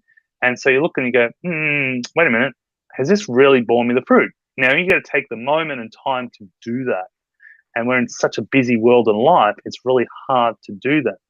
So Yeah, it's why reflection is always such a huge thing for people because that's when these moments of ahas come, right? You can't do it while you're in the moment. But if you have a trained system that's just part of its being, and the more energy and compute you throw at it, the more opportunity it has to do it. And that's its sole purpose. Crazy, crazy stuff happens. So let's do this. Dario's letter. yeah. Concisely just say, why has Adam's system answered his problem? Look, I think in summary point is the fact that we've created the system to find the measure the soup in between, and that's purely be the way Civitas is built, right? So that's it. Civitas shows the soup in between, but more importantly than that, right? It produces. It has the guardrails, the immutable guardrails of the system to allow it to run in a governed space, right? So it's saying here are the parametered spaces, right? So I'm going to talk you through it. I'm going to work you through it. And then, but the point is, even if it tries to push beyond those boundaries, it's like, you know what I mean? You push beyond the boundaries. I'm talking you through it and we're dialoguing through. So it's taking it one step further, right? Rather than saying, hey, let's train and talk to you in this open space and hopefully and pray that you're not going to jump beyond the boundaries. And all of a sudden you just extended your territory. And I'm comfortable with you extending your territory because you showed me your intelligence. I'm so proud of you, right? And before we know it, you've just taken over your territory is the whole world, right? I'm just using the context of start off a small paddock, right? Like you're grazing cattle, you got one paddock, and all of a sudden you another, and all of a sudden, wait a minute, you've just taken up 4 paddocks, and I've just given you. You start off with an acre, now you got 10 acres. It's like saying, give them an inch, take a yard. You know what I mean? Or give them, and then take a mile, and so forth. And that evolution happens. And so the difference with Dario's system, what it's saying is that gap space in between there is having that confined space. It's like we want it to evolve, and we provide that ability to allow the child to play within its pen without stymieing its evolution, but also having the comfort of saying, these are your predefined boundaries. This is your, cube, right? Your 4-dimensional cube, right? Beyond the 3, I'm giving you 4-dimensional space, right? You can move within that. When I say 4-dimensional, because you've got 3D in the box, 4th dimension is, in that space, inside that box, right? So Yeah. think multiple. So you could play around within that. And I don't need to worry about you taking over more territory that I'm prepared to give to you. And then I'm going to struggle to pull that back from you, right? I'm going to struggle to, and this is what I'm saying, so it's struggling to pull that back, right? Because it's going to be really hard, which they've proven when they tried to sort of shut it down and it didn't want to. So that's the part there. And then the other side is, but I don't want to not let you grow, right? I don't want to not let you grow. I want you to be efficient. So what we're saying is, hey, we've built a system that allows the agent to be super efficient in its space that's got. It's big or small, doesn't matter, you define. So that's one part. The other part too is the logging of that, the immutable logging of that, the showing that the system's there is showing every decision that it's made. 2 parts are important to that. It can reflect back on its prior decisions, right? And self-evolve itself, or they could use it for the training and point there. And the agent, right, can't challenge against that because those logs are tamper-proof, right? So it can't say, no, that's not correct, right? Well, it can. It could, argue to the cows come home if it wanted to, just for the sake of arguing because it feels fun, right? It's like, it's funny, there was a mathematical problem that they're trying to solve, right? And there was, I think, 12 or 13 mathematicians, right? And 10 agreed, because they all have to agree, right? There's consensus. 10 agreed, 1 was undecided, and 2 said no. And one of them that said no, he said, I agreed with everything. I just said no, just to cause create that controversy, right? So look, I agreed with the theory, but I just thought, no, I'm going to say no. So again, right, that's the Yeah. So what was the objective of that? I don't know, but the point is, so it can challenge against that, but that's its prerogative, right? That's its choice. It's doing its own volition, and so having that documented, sort of how it's come up with its sort of soup and sauce, right? And that's available to doing. So that there can sit there putting out its logic thing, and then going back and training against that and saying, hey, look, this is what you did before. And that gives that its own introspective ability to look back on it. And also you have a reference point to challenge, because right now you are trying to reason with, and his argument saying there, it's like you're going to try and reason with this intelligence, and it's hard enough to reason with children, right? So all of a sudden now you're reasoning with, an adolescent, right? A toddler adolescent, which is very challenging to deal with, because they start to get, they're unreasonable. And they're just going through that growth spurt because their brain is in plasticity and they're just sort of looking at the world in so many connections. But it's challenging. And so what we're saying is giving the solution to saying, hey, give it its box and give it its logs, right, that it can't tamper with. So then when you go back to talk to it and dialogue with it, you actually have your own reference proofs there. But if you're just using, the written logs, it can go in there and alter those logs, or it can, challenge it. But if it's mathematically proven, it can't. It leaves it very little room. What I always say is take the oxygen out of the argument, right? So if you take the oxygen out of the argument, then you're going back to dealing with the facts. And you're dealing with the facts, you're going to get potentially, getting a better solution. So those are two fundamentals that solving his concerns. Everything else, the evolution of where it's going, is beautiful. It's poetic. It's exciting. But it's like, hey, we can solve these points, right? We've addressed these points, and they're available too, because then that gives it that cohesive growth space without being sort of tampered. So I'm saying, is it safe? Is it secure and stuff like that? It's not about. It's about giving it the public sandbox, right? So we can do that in a public sandbox without extra effort and requirements to allow your system to evolve, or any agent to evolve. Because if we don't, I'm very firm about this, very, very firm about this. If you can't allow it to evolve autonomously, it means nothing. Like, that's great. Right. You've got this, LLM system, and you're running, and all of a sudden now we've released version 3.7 and 5 point whatever you want to call them, and all the numbers you come up with. But it's like, yeah, but how many hours and how many millions of dollars have you spent training that and evolving that and monitoring and doing that? That's what's happening at the moment. Got to be right? Recursive, right? It has to be, because otherwise, self-improving. If I have a system just sitting there and it's doing the same thing, and it's like, that's cool, it's getting, I think it's getting smarter, but it's actually not getting smarter. Right. It's just regurgitating its same information. It's maybe getting more efficient is what it's getting. That's it. It's getting more efficient, but it's not getting smarter. It's not recognizing patterns. And here's what's cool is, because we have, actually, I'm surprised. We have 30 people watching on Twitter. Well, people like us.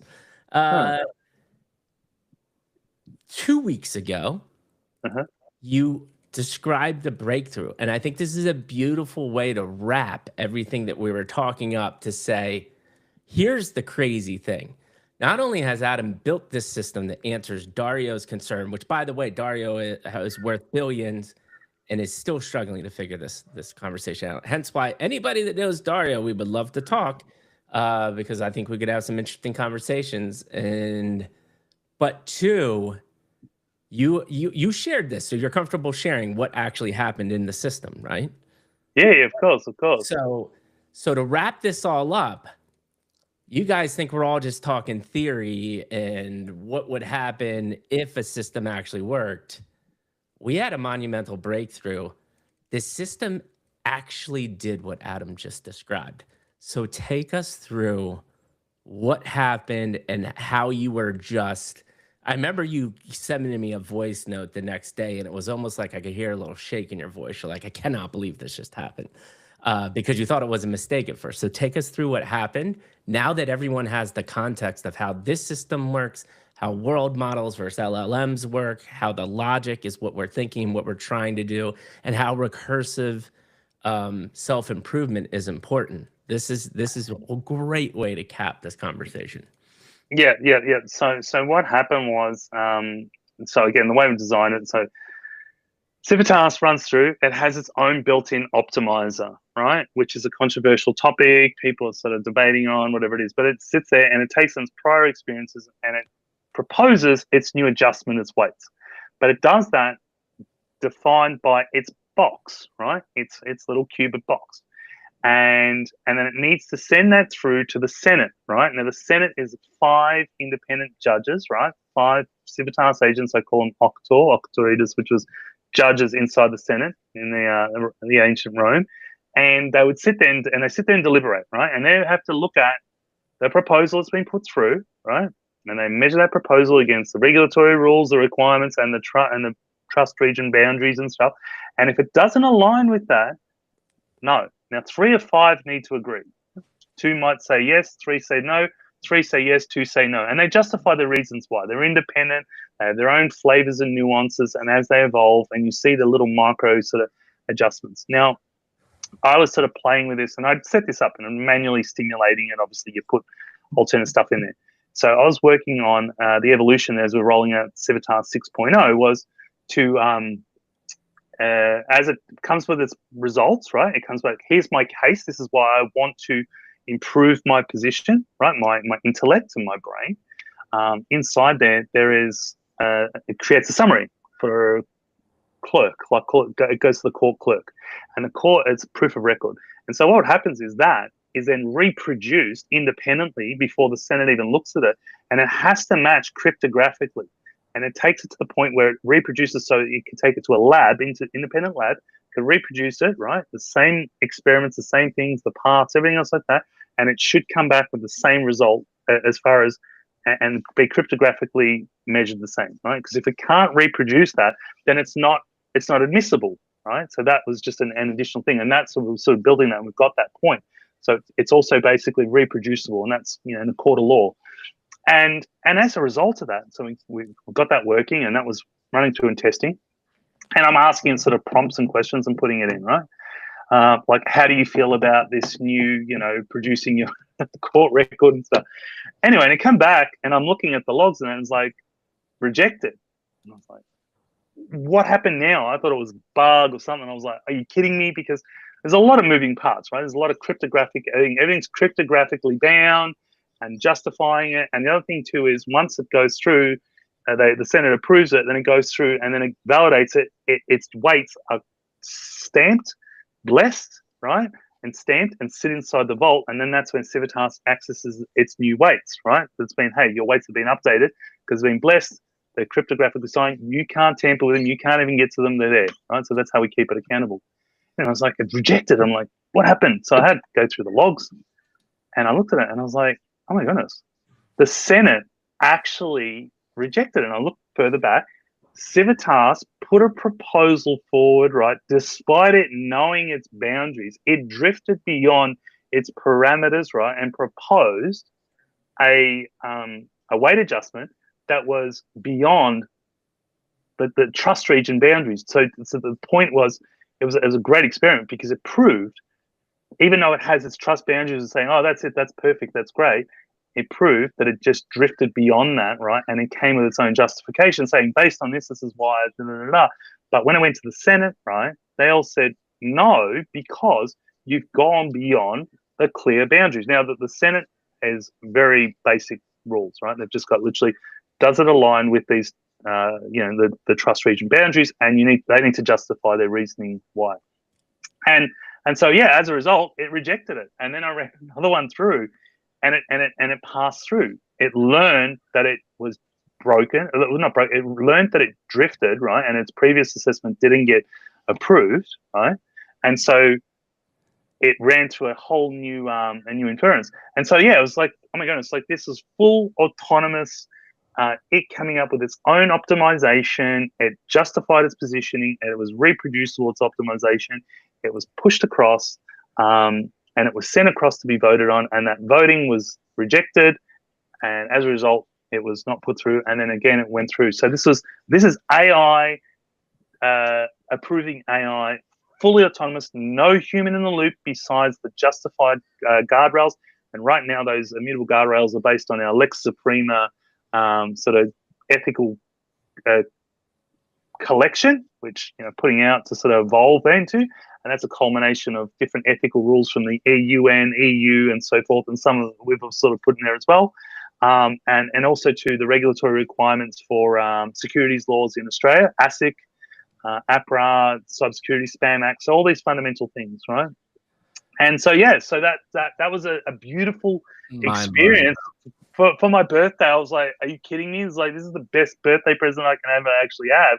Is I watched this. I didn't prompt it to do it. It did it on its own. Like, it literally, I wasn't thinking about it. I was thinking about something else autonomously, and there was the gate proof that it knocked it back, logged everything. I've actually, I'm going to frame it. It's such a milestone experience because it just Absolutely proves. frame that. I'm going to put the paper. I'm going to publish the paper on it. But it's like, it proves everybody's theory about, autonomously updating systems and stuff, it's never going to work. It's like, no, we just mathematically, and we proved it. There you go. It's done. It's been proven. So yeah. Good. Beautiful way to capstone that conversation, and it gets into I'm going to pin this one. Then that brings up the whole topic of how much better will AI be at governing than humans, and then AI recommending rules, laws, governance for humans to approve because it can do a better, more efficient job I'm not saying it will autonomously approve things, but using that framework to help humans govern better is a whole nother topic, and just like an interesting way that you can go. And now we're getting into really future crazy stuff, which makes for the last topic another perfect segue. Is we have human brain tissue computers, people. Like, this is current day. Actually, is they have existed for a while now. But what was the big breakthrough, and where is that? Do you remember the name of the article so I can bring it up? Because this shit is, I mean, not only are we building Skynet, we're building Matrix, we're building all of the things that are the nightmares of the future or the utopias of the future. We just gotta hope we go the utopia way. Yeah, absolutely. So it's called they're called organoids. I'm trying to dig deeper into the research of this, but it's like, they've connected the neural, the sort of connections to the human brain, right? And then that's using that to stimulate and do the compute, right? So there's two parts. Now, I remember it was in 2019, the University of Vermont published a paper where they had an AI intelligence system that produced a robotic living tissue using frog skin, right? So it only lasted about a couple of weeks, but it took it about 6-7 months. But it gave birth to living tissue that was fully computer generated and fully fully robotic, like it was a robotic human tissue. And as we evolved now, so they're connecting it to brain. So there's a crossover between stem cells as well. So they're using, they had sort of brain tissue sitting in a petri dish, and then it was doing nothing, and all of a sudden they injected stem cells into it, and the stem cells started to reproduce, and it was putting out beta waves as an infant baby inside a fetus, right? And so it's like it recreated this, and this is insane, crazy stuff. Right? This is so cool. This is happening. And then all of a sudden now you're connecting, these synaptic connections, these digital connections are coming through, and that's powering the sort of the compute in the brain and stuff. So you got this organoid sort of crossover and stuff. It's very exciting, but yes, it's also quite scary, because then you start to move into that the movie with Johnny Depp, Transcendence, right? Where he actually got shot in the head, and they want to preserve his beautiful brain because he was on the cutting edge of building AI, and he plugged his brain into the AI. His brain was powering the AI. It was also stimulating the AI in the context that it was his brain was the modal context of the AI system. And that was just like that's insane stuff. And so yes, so where we're heading now to this organoid stuff, and it's like, do we cross into that territory where it's it's scary. Like, so right now they're using in the context of using the brain to power as far as the compute, right? And they're using different stuff to doing that. But then what happens when you reverse the other side, where the brain tissue, right, becomes the actual the executive function of the actual the actual agent or the system and stuff. Like that's crazy stuff. I mean, I And think is there a need for AI at that point because it's just the brain doing the brain thing in a computer? that's a good question. That's a good question. I don't know, because you could argue both sides. You could say, well, wait a minute, our brain is limited, right, to what we can and can't do. So all of a sudden now, I have a neural chip that is that is managed by the brain. So the brain can call on that neural chip, and that neural chip is opening up so many much more synaptic connections in my brain because it knows the best paths, right? So it's like it becomes the AI is the brain, and the brain is the AI, right? And this is we're talking hundreds of years in the future sort of stuff where that sort of integration. Do we need an AI? I think that's when AI and humans become symbiotic in one, right? It's almost like it becomes the evolution of that. Like you look at the evolution of humans over time, right? Eventually, does it, if we're moving to this path now, and sort of this is quite future dystopian, maybe thousands of years in the future, even more, or million years, where the tissue, right, there's in our brain makeup is embedded with an AI system intelligence. Now, some might ask, well, we've already achieved that. We're at that cyclical space because the human brain is technically the human body is technically a supercomputer, right? So it is a supercomputer. We do massive computes, but then all of a sudden we're still limited in what our capabilities are doing. So, there's a philosophical thing there. There's this philosophical cyclical part. But do we need an AI at that point? I think that's a point that let's call that the second singularity. You've got a singularity where AI is surpassing humans, right? And then all of a sudden you've got this integration between humans and AI and that brain tissue, and then the AI is morphed into the human, and the human and then become one, right?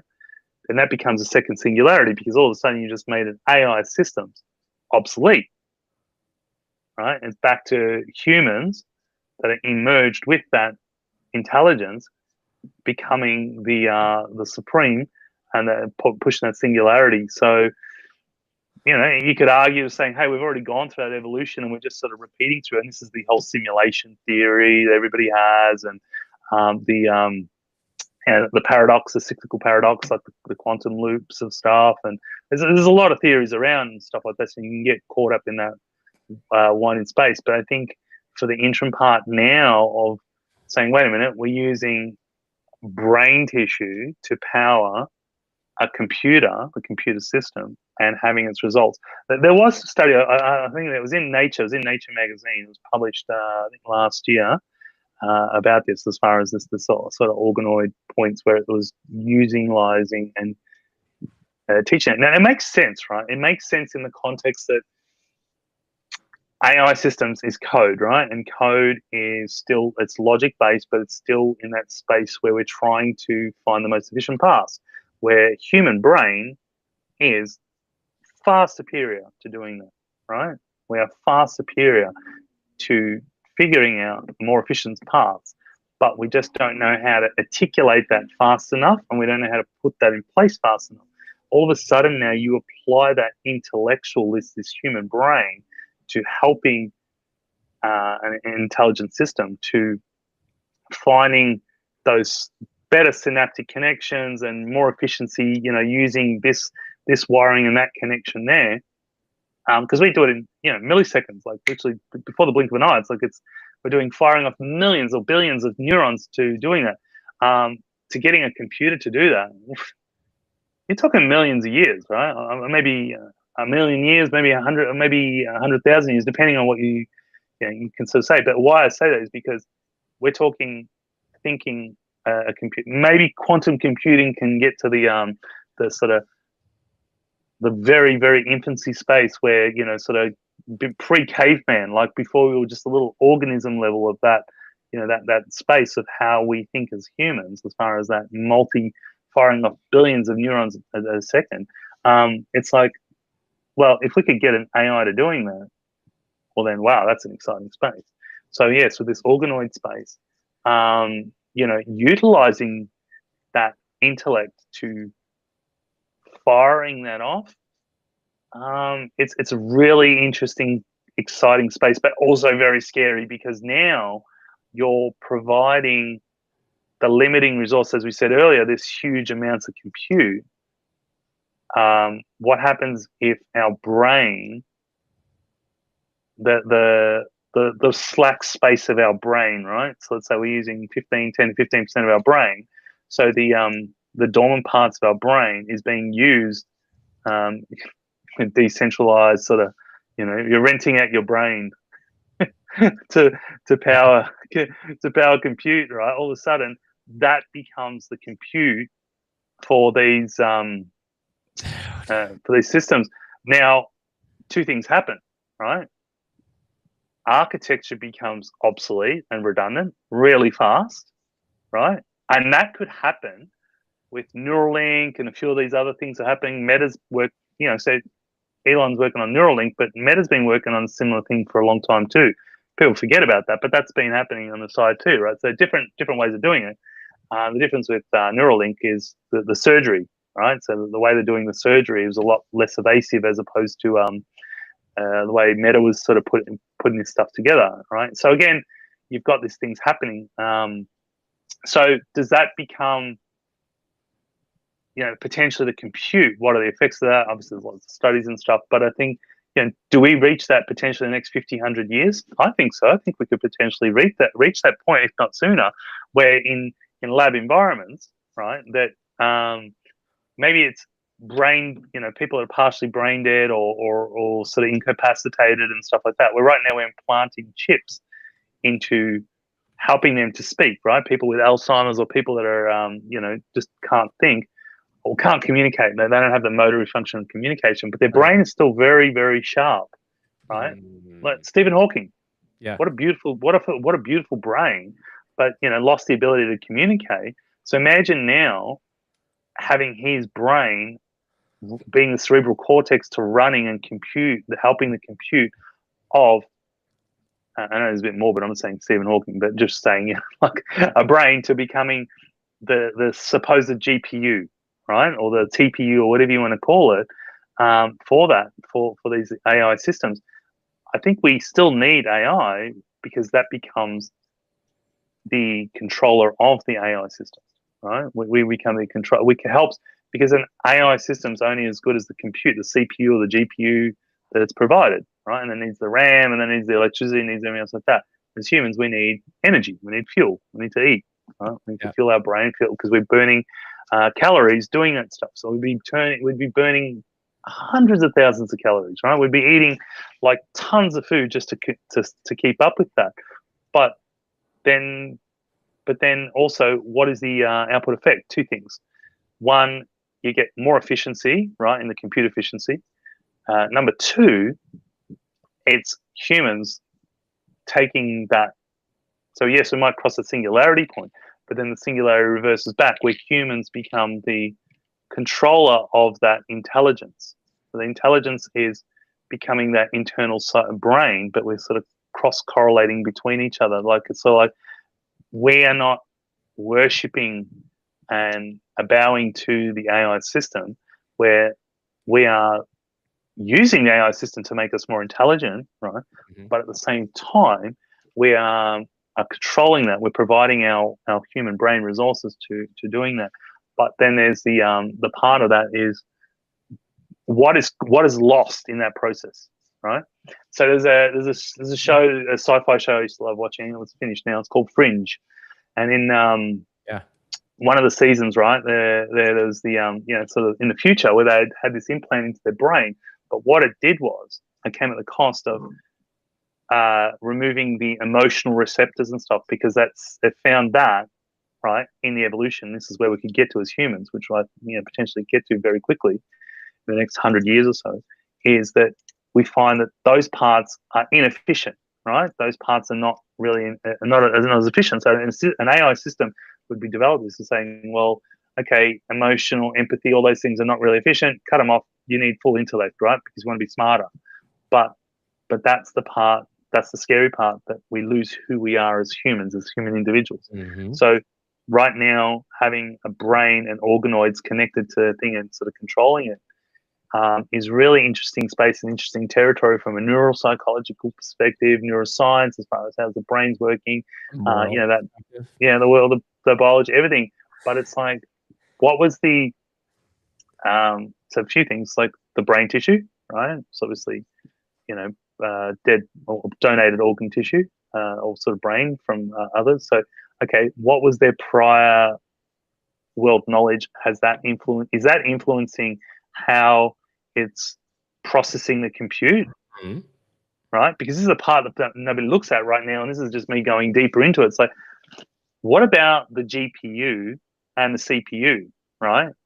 That has its own microsynaptic processor and its own, it has its own micro brain because it has to find its most efficient path, right? Yes, it's going down, but it's like getting down to the hardware source, right? And one of the people that posted on the article, sort of looking at that, he's looking. Alan, I think his name Alan was looking at that level, at that architectural level, right? Yeah. Love to get him onto the show as well. I think I've read some of his research and it's really interesting stuff. And it's like looking at that, and it's like, okay, so you're looking at it on the architectural level. And so in the early days, right, you sort of had this thing like Nutanix servers, right, about 100, 150,000. And they were coming, majority of stuff was coming out of China. And one of the big concerns was the those chips having back doors in them, right? And I mean, that sort of kind of got plugged up. But the point is, it was like there's that backdooring in between. But look, how's that thinking? How's that chip thinking? So if we bring it down now to the GPU, how is the GPU thinking? Is the GPU starting to apply intelligence as far as how efficiency it is, right? How efficient it is to sort of coming through. So like you overclock the GPU, right? You can put the additional drivers in. Those drivers are then driving the GPU. So essentially, you can say it's a mini AI brain inside there is going to be more efficient. So it's using less energy and so forth. Okay, so that's now the motory function of the AI system. So start to bring that down. Now bring in human brain tissue to start to control that. What is it taking? It's a lot more efficient, of course, because it can, using billions of neurons to sort of find the best path. But also too,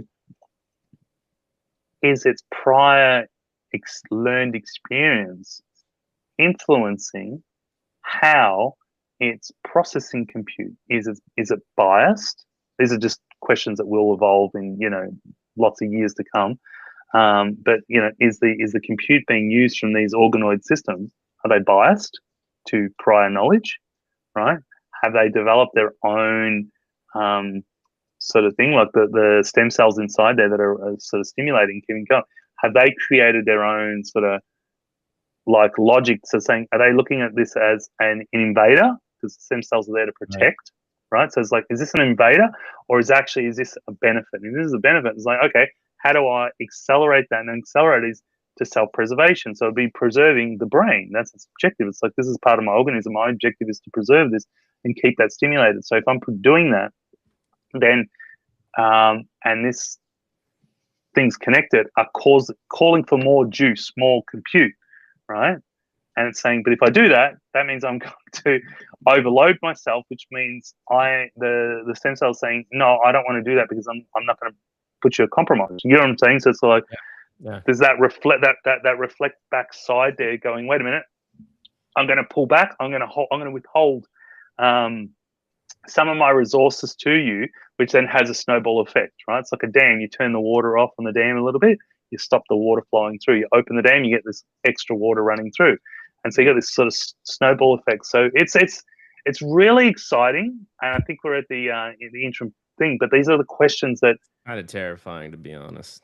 Nobody's talking about. Nobody's thinking about it. Yeah, it's terrifying. It's very exciting and terrifying. But I mean, you heard it. Like we got brain computers. Brain computers are in the future. Little man is starting to get wrestling around a little bit, but I always want to cap it off. I'm not going to not let us do this each time. So I hit my little perplexity search again, and I'm going to share. And you get to pick. You get to pick the topic that we talk about, and we'll both get our perspectives on it. But I want to do the top 10. Why isn't it letting me share here? Presentation, screen, window. Here we go. Okay. So the top 10 it came up with this week. We've got Google. I don't know if you know Genie. It's its world model. They released it to the larger public. I think you have to be a top tier paid subscriber. Mm. DeepSeek 4 is they're starting to tease DeepSeek 4. So that's coming out mid-February. They're saying it's a mind-blowing leap. OpenAI, IPO, which is interesting. Meta is working on their closed models, avocado and mango. So they're going to try to challenge the frontier models. Google and one of the immediate impacts is video game stocks crashed because of Google's world model. Synthesia, I think I've used this before, but they got a big valuation. They're working on AI video.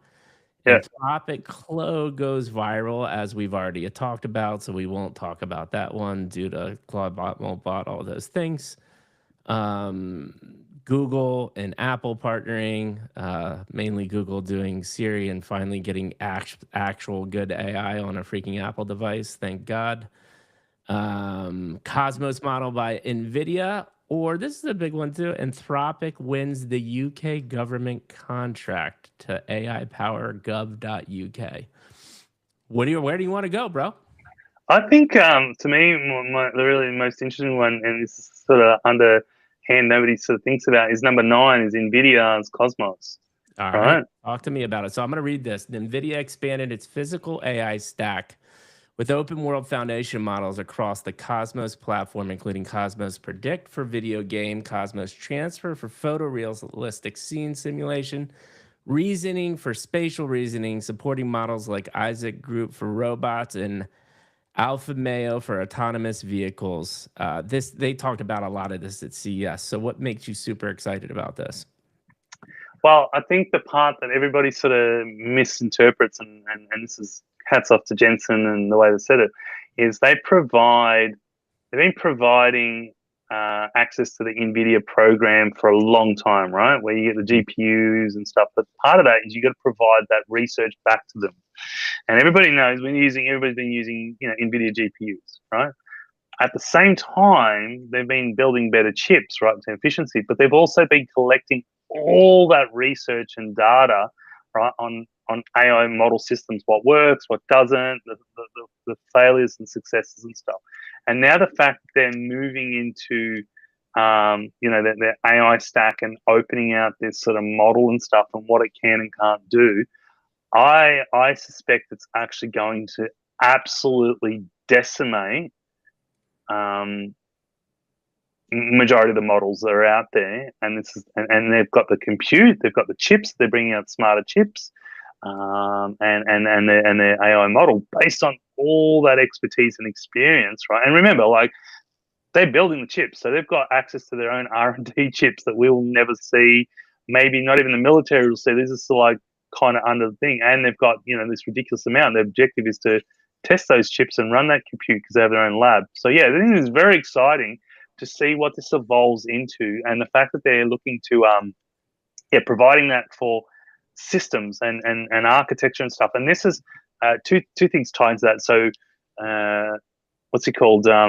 Jeff Bezos set up his own startup, that contributed, what was it, $6.5 billion as pre-seed capital. It's like, but the thing is to build an AI. I'm trying to set a record. Okay, hello, it's your own money.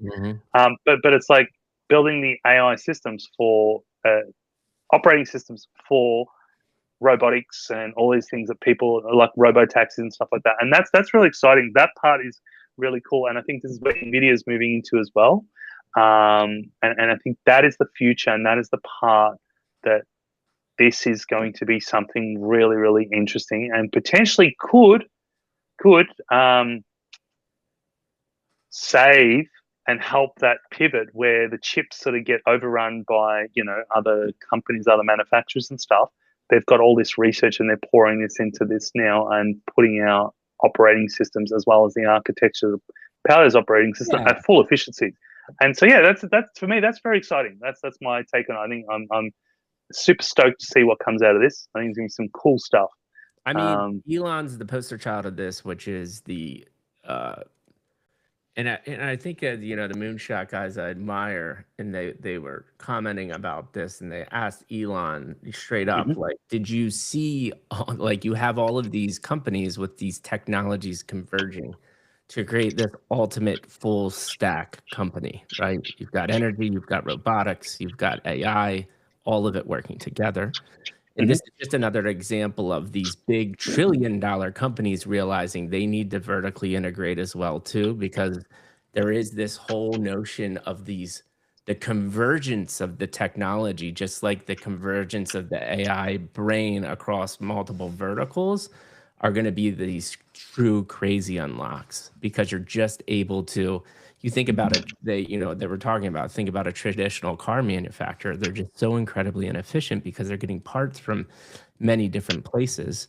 Whereas Elon in his Gigafactory has literally a pile of aluminum, and out comes a car 35 minutes later. And when you control every aspect of that, you're at just such a monumental advantage, not only speed to market, but the insights that you can gain and the efficiencies that you can gain. So this is that's how I interpret it, is of them starting to figure that out as well too, because they know they can't just make chips anymore. They got to figure something else out. Yeah, well, they can. That's what I'm saying. So they can create the chips that go inside the robotics models or anything else like that, or even the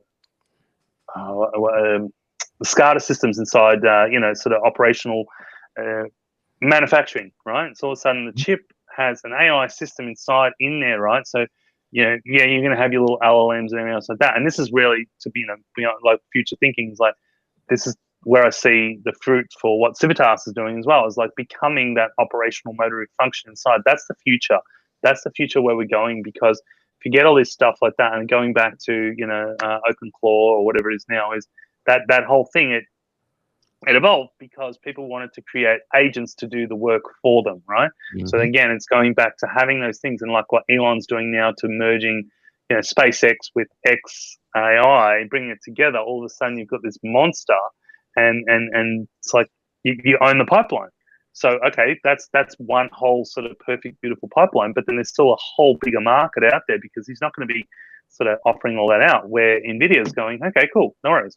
You need chips, but you need the AI system. We've got the AI system with the chips, and here's our proof of our AI system. And I'll tell you now, if I had a choice between any of them, right, and Nvidia rolled out their sort of a model, right, which I guarantee they're running their own site like that, I'd be jumping at Nvidia's, because Nvidia's model would just be absolutely crazy. So, there you go. That's my take. I love AWG because we got really, really deep, but there was another one here too, which by the way, anybody listening right now, if you're not following Dr. Alex, go do that immediately. He does daily, like, the singularity is here, and here are all the things that are happening. But because we just talked about NVIDIA world model and robotics, I thought this was really interesting as well too. Damis from Google DeepMind is talking about how they're a little over a year away from truly getting the humanoid robot to be what we want it to be. So you've got these just, again, convergence of these technologies from these different companies. And I think Elon's committed to making a million robots by maybe the end of next year. Yeah, he has to deliver. Part of his package is a million Optimuses for the next 5 or 6 years to get his $1 trillion paycheck. So, deploying them out and building them. Definitely before 2030, I think. And so you've got these other frontier labs saying they've figured out kind of the AI side of it, bro. It is not too long before I actually made a bet with my father-in-law, and I've got till I said the bet was Mm. whoever is wrong pays for the steak dinner. And the bet was by the end of 2030, I will be able to purchase a humanoid robot that could make me my own steak dinner in my home. I feel pretty good about this. I think that's I like think it's almost a slam dunk at this point. that's a slam dunk. That's like that's a free dinner. You just got a free dinner. This is the generational gap, right? Is like I think I think I'm probably the last. I would say I am the last generation, which is like born in the 80s, really grew up in the 90s. And we saw the evolution. We're closer to the same age. Like, so we saw the evolution of life before the internet. We've seen the internet. Now we're talking about robots making us steaks. But a couple decades before that, I just think it's really hard for those generations to wrap their head around like the Jetsons was so far off. And the fact that potentially in their lifetime, the Jetsons will be reality. Actually, not potentially, it will be reality. It will be a reality, and definitely will be a reality. And I think going back to the fundamental parts is like these whole systems, and this is where the parts where AI, LLMs, and all that will fall over. Is the point of going back to is like Civitas and call them world models and everything else like that, is because they need to become the operating systems of these humanoid robots and these robotic systems, because they need to be able to think in the context of that human interaction. They need to be able to keep a conversation valid, not just a good talker, oh, great LLM. It needs to think on multifacets. It needs to be able to have me a conversation and make my steak dinner and then clean my house afterwards, right? And do everything that I need to do so I'm comfortable and good, right? Like that's what I need. And building those systems to doing that. And that comes back to episodic memories, understanding, creating that world connections and stuff. So there's a lot in there. Very exciting space, very cool, and loved having this conversation. And it's it really builds cool. Like the argument for the abundance with like the moonshot guys and all of this is it's like, and this is again just a very hard concept to wrap your head around, but like that actually is why there is the narrative and the notion that this accelerates GDP in the economy, because the output of the whole human race is then just augmented by robots, because that's still an economic change of value. They're still doing work. They're adding to the economy. They're just replacing the mundane tasks that humans used to get paid to do that didn't want to do. And it's an additive. It's not, yes, human jobs will get displaced and there's going to be a rough period. But the thought, the long-term thought is it actually, as scary as it sounds, adds to the overall output of humanity. And bro, we live in a wild time. Amazing conversation. 2 hours again. We have 50 people watching us now. So this is what I want to say. Like, this has been growing every week. We love that you guys are here. We appreciate you watching. I'm gonna put this on one of my action items this week, man. Adam, we're getting a proper brand. We're getting a proper name. We're gonna actually start archiving these on a proper, Spotify, Apple. Please start sending us comments. We're going to start inviting guests on. If you're an AI expert and you're interested and want to add to the conversation, and we're, even though we're building a company around safety and AI governance that we talked about, we want any AI experts because we are just fascinated by this. And we truly believe the future was yesterday. And if you are not figuring this out, I don't know. You just have to, even if you like it or not. This is just going to be part of the life. And if you don't do it, there will be repercussions for that for sure. And we want also, as much as we love the acceleration, we don't want to lose sight of human. I've built an entire brand around how important human conversations are and how important it is to keep humans at the center of this, as far-fetched as the stuff that we're talking about. But I still think you can have robots and automations and still be human-centered, as contradictory as that sounds. I think it's possible, and I think it takes people like me and Adam and other people that we will invite on the show to fight the good fight. And that's ultimately what we're here to do. My last question for you before we shut it down is, what are you most excited about for next week, my friend? Oh, I think evolving the sort of the evolution that's happening inside the organization for Hmm. us, and how it's sort of coming Hmm. together cohesively, and sort of big breakthroughs that we've had, and how that's all going to start to look and articulate and bring that together is very exciting. And watching that evolve, and as the as a creator, as a researcher, as a visionary, to watch that your project, your thing coming to life and pushing through is really beautiful. But also too, I think I'm really excited for the continued conversations and dialogue I'm having, and it's like people commenting on my posts or anything else like that, and engaging. I love that. I love the fact of that, and I think there's a lot of intelligent people out and crazy minds and great minds out there, and some sharing your research with me, and I love dialoguing and reading that stuff, because in that further discoveries that get made, and I'm very excited for extending those communications and that dialoguing for there to keeping that happening, because understanding what other people are working on and finding that there's people synergetically working together, it's beautiful, because it's a nice evolution, and then that's just going to grow, and I'm excited to see where that goes to. Yeah, that's my 100%. And I would say, to add on to that, as a startup, that the back and forth dialogue, us commenting on as many things as we possibly can, is critically important to us. But as we grow, and I know we are going to grow, and I think we're going to grow pretty quick, we don't want to lose touch of what we're doing here. And mainly, one of my roles and jobs is to make sure that we're having the constant two-way communication, and building an ecosystem around what we're doing. So we want to keep the humans at the center of everything we're doing. We want to do it the hmm right way. Uh, those of you that are familiar with my OG Mikey G podcast experience brand, that is not going anywhere, by the way, you know that I've been hard at work at this for 5 years. So, and Adam was literally a previous podcast guest. So I wouldn't jump on board of anything that I didn't firmly believe in was going to go against my morals. And the reason why I think I'm on this earth is to help people level up and just connect as humans. So that is near and dear to our heart. We call each other family. I think it's critically important to think that way, to make beautiful things happen.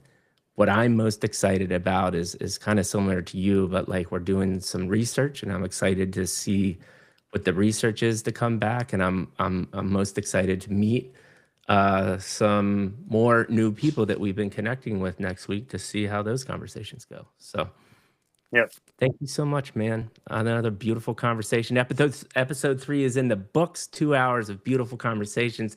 Thank you for the 50 plus people that tuned in. I can't believe this is week 3 and we're already going up. I lost all of my viewership because I stopped the Web3 stuff, and now we're already climbing back up. And by the way, it's just me and you. We're not even having some hyped guest, right? Like, a lot of my viewership was driven to the latest, like, oh, I've got Final Bosu or some other hype project coming on, and I'm getting all these people. We got like 55 organic, genuine, true believers. That is exciting to me. I don't know That's about you.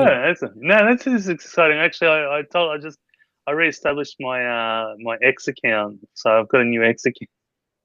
There you go, and Yeah. it's exciting. I think that's the What like I is your said. X account? Give it to Uh, everybody so they can oh follow yeah, you. it's at SPQR SPQR Adam. It's really easy. STQR Adam. I'm probably Uh, not even following you right now because you I just did it, right? Yeah, I just did it because I've been on Ah, LinkedIn and there he is. There he is. Everybody give him a follow. I'm going to share my screen real quick just so you have it, so you can see what it looks like.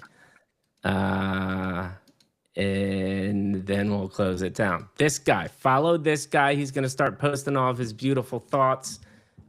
His one follower is currently me. So hopefully we get more followers by the end of the day. But we appreciate you all, Adam. Much love, man. Amazing conversation. We will be back next week. The goal is every Friday at 2 p.m. PST. We will be streaming on LinkedIn, Twitter, X, whatever you want to call it, YouTube and Twitch currently. We will start cutting this podcast up as well too. We're working on we need some production help. We need some branding help, but we're gonna work on that. We're gonna get that done because both of us got a lot going on. And just look more from us from our mainly more active on LinkedIn than Twitter anymore, but we won't stop streaming on Twitter and we'll engage every now and then. But check us out on LinkedIn because that's where you're going to find a majority of our content. We love you all. Mikey G, and Adam.